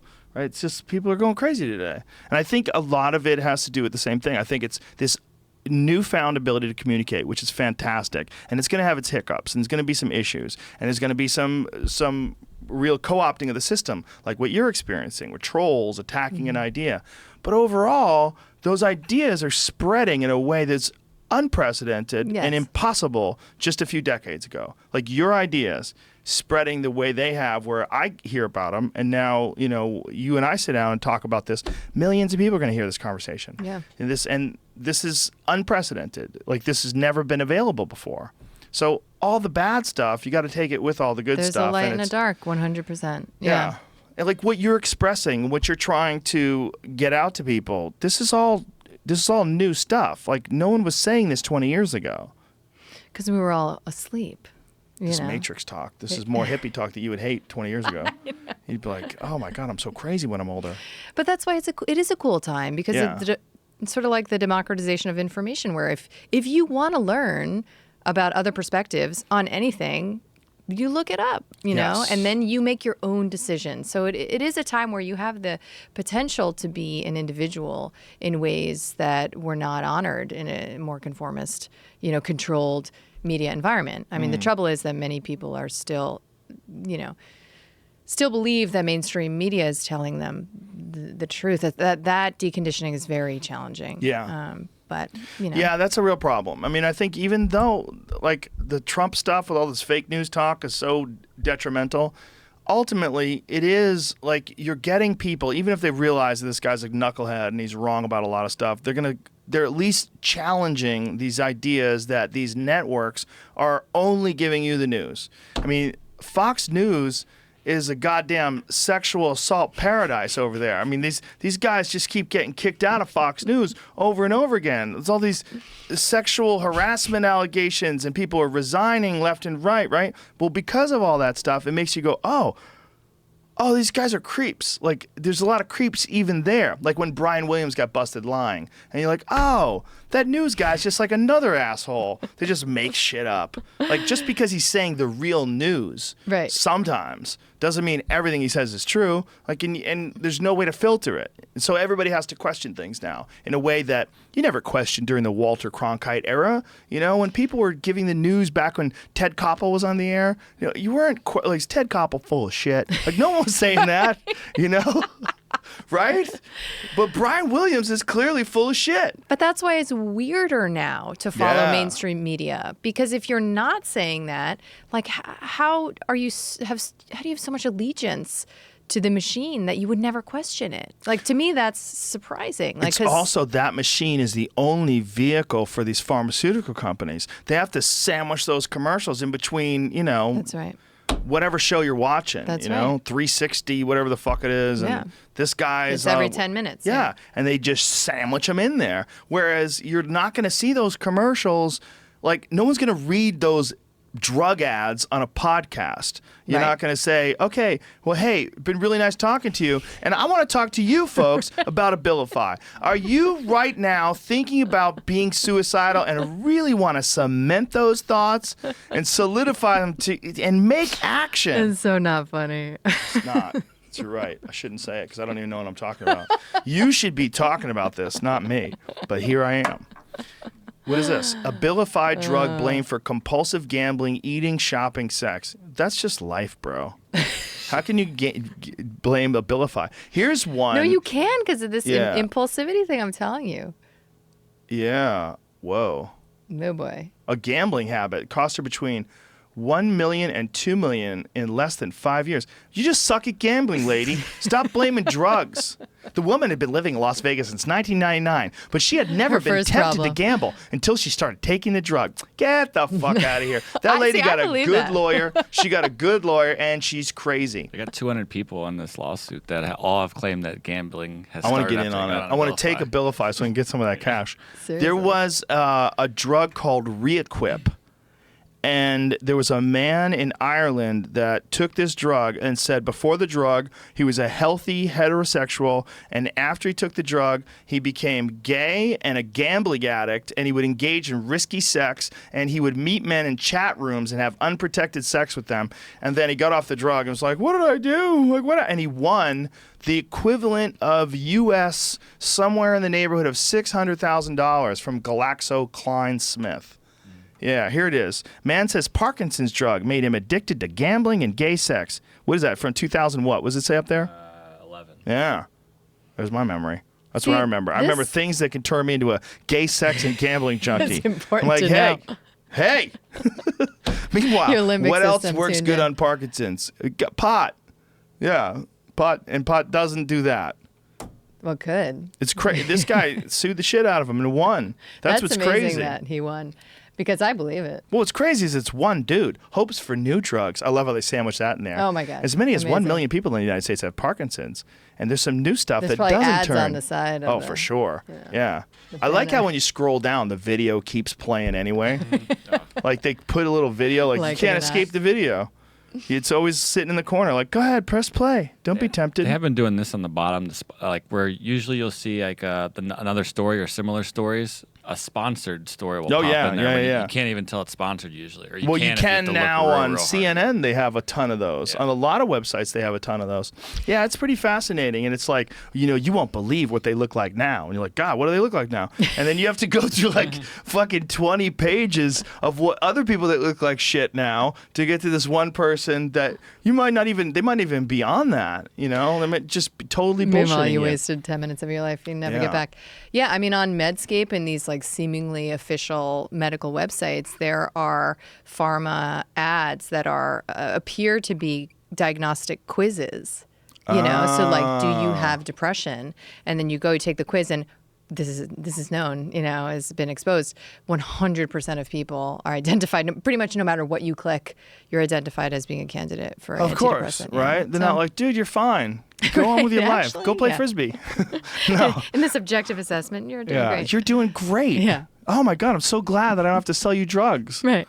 Wow, so. What do you hope to really get into people's heads with this book and with all this information and what you've gone on in your journey? If you had to like sum it up. Well, it's sort of like when you know better, you do better. It's like a Maya Angelou quote. It's like one of my favorite quotes. That's a great quote. It is, because there's no shaming in that, right? That's as good as the fake Freud quote. When you know better, you do better. It's really good. when Freud said the word asshole in a quote. So with this information, is there something in you that's like excited about it, or that says like, yeah, there's something to that?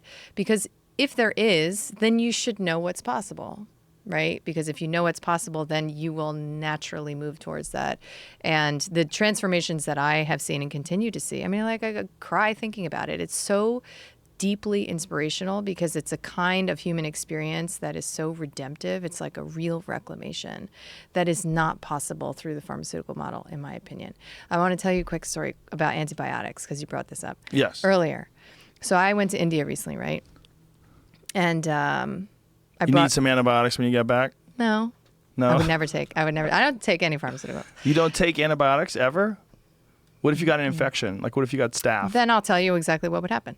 Right. So I went to India. Okay. I brought my little kit with me, right? Knowing that there's like, and honestly, like I don't believe in germ theory in the classical sense. So I don't, and Germ neither theory? should anyone. Germ theory is like if you're exposed to a bad bug, then you get sick, right? Exposure equals infection. Right. Right. But, Pasteur himself on his deathbed said that it was the terrain, not the bug. So what's the terrain?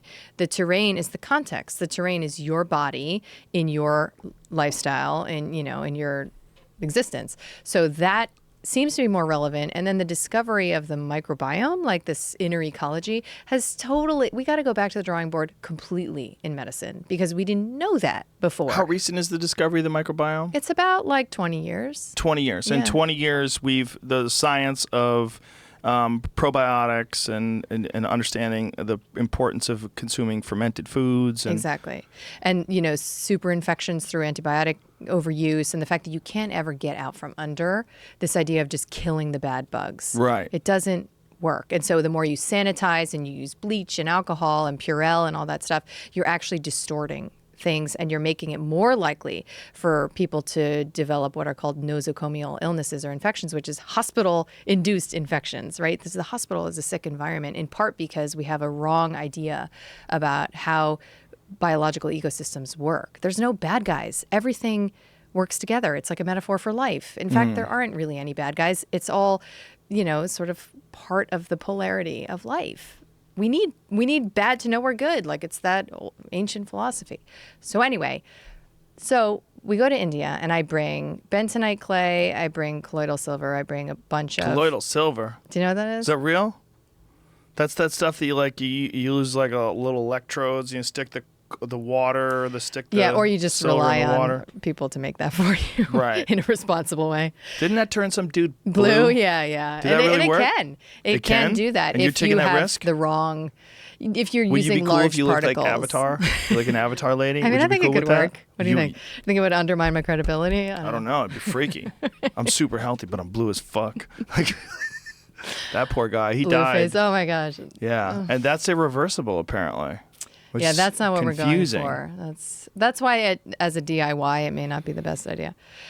So what is colloidal silver? What's the benefits of colloidal silver? So like herbal, botanical, sort of like antimicrobials, if you want to call them that, they don't kill stuff. I think they have like a rebalancing effect, but they're, for like, SIBO, which is small intestinal bacterial overgrowth, it's like a thing people are struggling with that a lot of functional medicine doctors treat. There's randomized trial looking at antibiotics versus herbal botanicals, showing herbal botanicals are as effective. So why would you ever bother with the risks of antibiotics, which are legion? I mean, they're massive risks. So what herbal botanicals are specifically efficient? So it's like things like oil of oregano, for example. It's like That's really good one for of the you, better right? studied ones. Grapefruit seed extract. There are Pau d'Arco. There's a whole number of them. Golden seal, echinacea, that have these properties, and a lot of supplements just sort of put them all together. Right. Okay, so I'm making this story too long. So I go to India, I bring all this stuff, right? And one of the women, it's like a Kundalini trip, and one of the women gets really sick, like projectile vomiting and like screaming in pain, like bad scene. I laughed right before you got to screaming in pain. I'm sorry. Right. I thought she was just puking. No, she was super sick. Right. And even the Indian dude who was sort of like our chaperone in a way, like a friend of the woman who led the trip, was like, "Oh, we got to bring her to the hospital. And you're like, "No, I got to give her colloidal silver." And I was like, "Give me 12 hours." Really? I looked her in the eyes. I was like, "Give me 12 hours." And I know her well enough to know that she would be down for this approach. Okay. So, and she was not afraid. Important detail. She's not afraid. She was super uncomfortable, but she wasn't like freaking out and like, "Oh my God, I'm going to die." Okay. She just thought she was sick. Which is true. Right. So in Food 12 poisoning. hours, she was completely well. We were in the car for a 2-hour trip going to like another part of northern India. And how did you cure her? Or treat her? She may very well have done it herself, and the ritual of these supplements and bentonite clay and whatever could have just been an accessory. Who knows? The truth is that if she had taken antibiotics, which she never did, if she had taken them reflexively, she probably would have been sick longer, and she then ultimately, when she got better, would have attributed to the antibiotics, right? Right. So she never would have had the opportunity to just see what her body's capable of. So we make these assumptions about pharmaceuticals in the absence of any baseline evidence, information, or even experience to help us understand what our bodies are capable of. But what if someone catches one of these antibiotic-resistant, very aggressive strains like MRSA? I mean, so my partner has a website called greenmedinfo.com, right? What is it called? Greenmedinfo.com. Greenmedinfo.com. And he catalogs all of the data from PubMed.gov on these natural substances, evidence that shows that something like garlic, because there's a study he put up on MRSA, and I think it was like garlic and maybe honey or something you would laugh at, right? Dr. Rhonda Patrick went through this, and she talked about it on the podcast. She had a persistent staph infection that would not go away, and she treated it with garlic and in a topical form, and it cured it when nothing else would. And she had gone through this host of antibiotics that really wrecked her gut biome, and she was really fucked up for like a year because of it. And she treated it with a topical application of garlic, which is crazy. And it sounds crazy until you actually learn that you wouldn't know that there's actually science to support that. Yeah. So there's a ton of science to support natural medicine. I don't know who funds these studies. It's crazy that they're even done because there certainly isn't pharma money behind them. But they are done. And if you know about them, it might help you to make an informed decision. But this reflexive assumption that, well, pharmaceutical medicine is the only legit choice if it gets bad enough is conditioning. That's all I'm saying. It's a conditioned assumption. And if you have an experience that defies that, then you'll make different decisions for yourself in the future. But you have to have, like, that woman will probably make different decisions for herself in the future because now she trusts her body like just a little bit more, you know, and she's that much less afraid of all of the horror stories. The fear mongering is the greatest marketing device, you know, employed by the industry, is scaring you into, what if you don't do it? But aren't there a bunch of people that, like, when they do catch MRSA or something like that and then get devastated, like, the right move is to get on an IV antibiotic? Like, isn't that sometimes the case? You just told me a story where that's not true. Well, I told you a story. Okay, so But then... some people, but it's one, and she had a topical issue. But if it's one, and you're the one, then that's important information for yourself. It certainly is. I mean, antibiotics... For that one. But, I mean, don't they serve a purpose in some function sometimes? I mean, you don't want to throw the baby out with the bathwater, right? I mean, if someone has some rampant, aggressive infection, a bacterial infection... Listen, if we only used antibiotics for true life or death emergencies, we would have a very different situation on our hands than what we have now, right, which is a combination of, you know, devastating our ecosystem, you know, making people gravely ill because they have very serious and totally unpredictable side effects, including long-term neurologic side effects. You know, what's even going on with our livestock. Like, we are in a mess with our worship of this idea of do you know what antibiotic means? It means against life. Like, literally, right.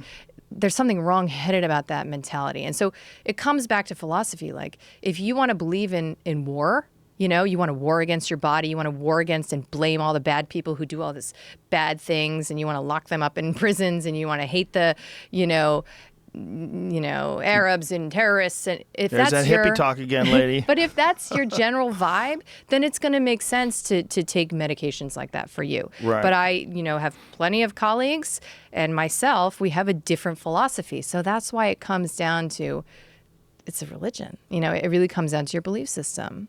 So your philosophy is improve the health of the gut biome, take in natural antibiotics, things like garlic, things like oregano oil, things Work that with are... nature, yeah. Right. Right. Get back to the continuum. Like, you know, there's this notion that there's like a path we're meant to walk, you know, where we sort of follow what our ancestors sort of set us up for.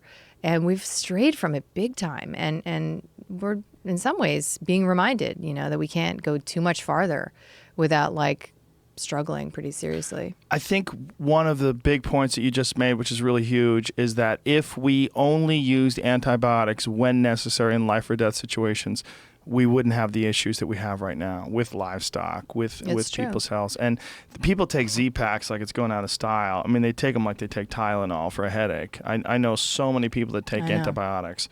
They just throw them down. I feel so much better. I took a Z-Pack. Like, you might feel better because you were going to feel better anyway. Exactly. And the Z-Pack, you just threw on top of the mix and decided that was what was taking you over the top. That's right. Meanwhile, it's like in the water supply now. Is it Z-Packs? But it's like microscopic levels that you can't really. Medicine. They're not psychoactive, right? Isn't it? There was just something I put on social media. It was like studying fish that are exposed to antidepressants through water, and they became like more aggressive. Wow. It was something like, you know, fish aren't made happier by, but the point is that antidepressants are just in the water supply now. Yeah. Pharmaceutical products, apparently in dosages relevant to the clinical expression of fish behavior. I don't know, but Jesus Christ. Yeah, I mean, there's Fish. no free lunch. There's no free lunch with pharma, I think is. But if you're into fishing, that's true. Good because you want fish to be aggressive. I mean, maybe they don't want to be aggressive. Well, so I don't give Maybe a fuck what they want. They're I'm here to eat them. peace-loving. They want to just fish. chill. I've never seen one. They're trying to chill. Fish are just eating things. Mostly other fish. They're a bunch of goddamn cannibals. All of them. Deep thoughts. Yeah, silly thoughts. Thanks for indulging those, by the way. And thanks for coming on here. I really appreciate it. We just had 3 hours. It was fun. That was 3 hours. That's quite an attention span. So you do not Went need by. Adderall. You're doing just No, great. I'm scared of Adderall. I had 2 cups of coffee though. But if I had Adderall, I just don't. I want to try it one day, but I'm terrified of it. A Canadian study just came out that if you take a stimulant, you're 13 times more likely to be prescribed an antipsychotic and 4 times more likely to be prescribed. But they're Canadian. They're not even like regular people. They're a totally different That's kind of true. person. It's very important. It's super important to Confounding variable. They're from the woods. They're forest folks. They talk weird. I know. All right, Kelly. So one more time, tell people what is the name of your book, where you can get it. I'm sure you're going to get a lot of positive and negative. Stay offline for a couple days. Just I thought you had my back. I do have your back. I'm just telling you. I don't want you to get hit with the trolls. No, listen. First of all, it's important. It's my disclaimer that I'm not here to tell anyone what to do. Right. Okay? It's just about informed consent. And if you know all the information, you want to continue making your choice, do your thing. But I do believe people are entitled to all of the information, and I didn't know about it when I was prescribing. So I carry that charge, So my book is called A Mind of Your Own. And the rest of my nonsense is on my website, just kellybroganmd.com. All right.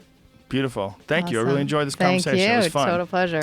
All right, my friends, that's it. We'll be back tomorrow with hilarious Andrew Santino. So until then, get off those pills, you fucks. Or don't. Or don't. Take more.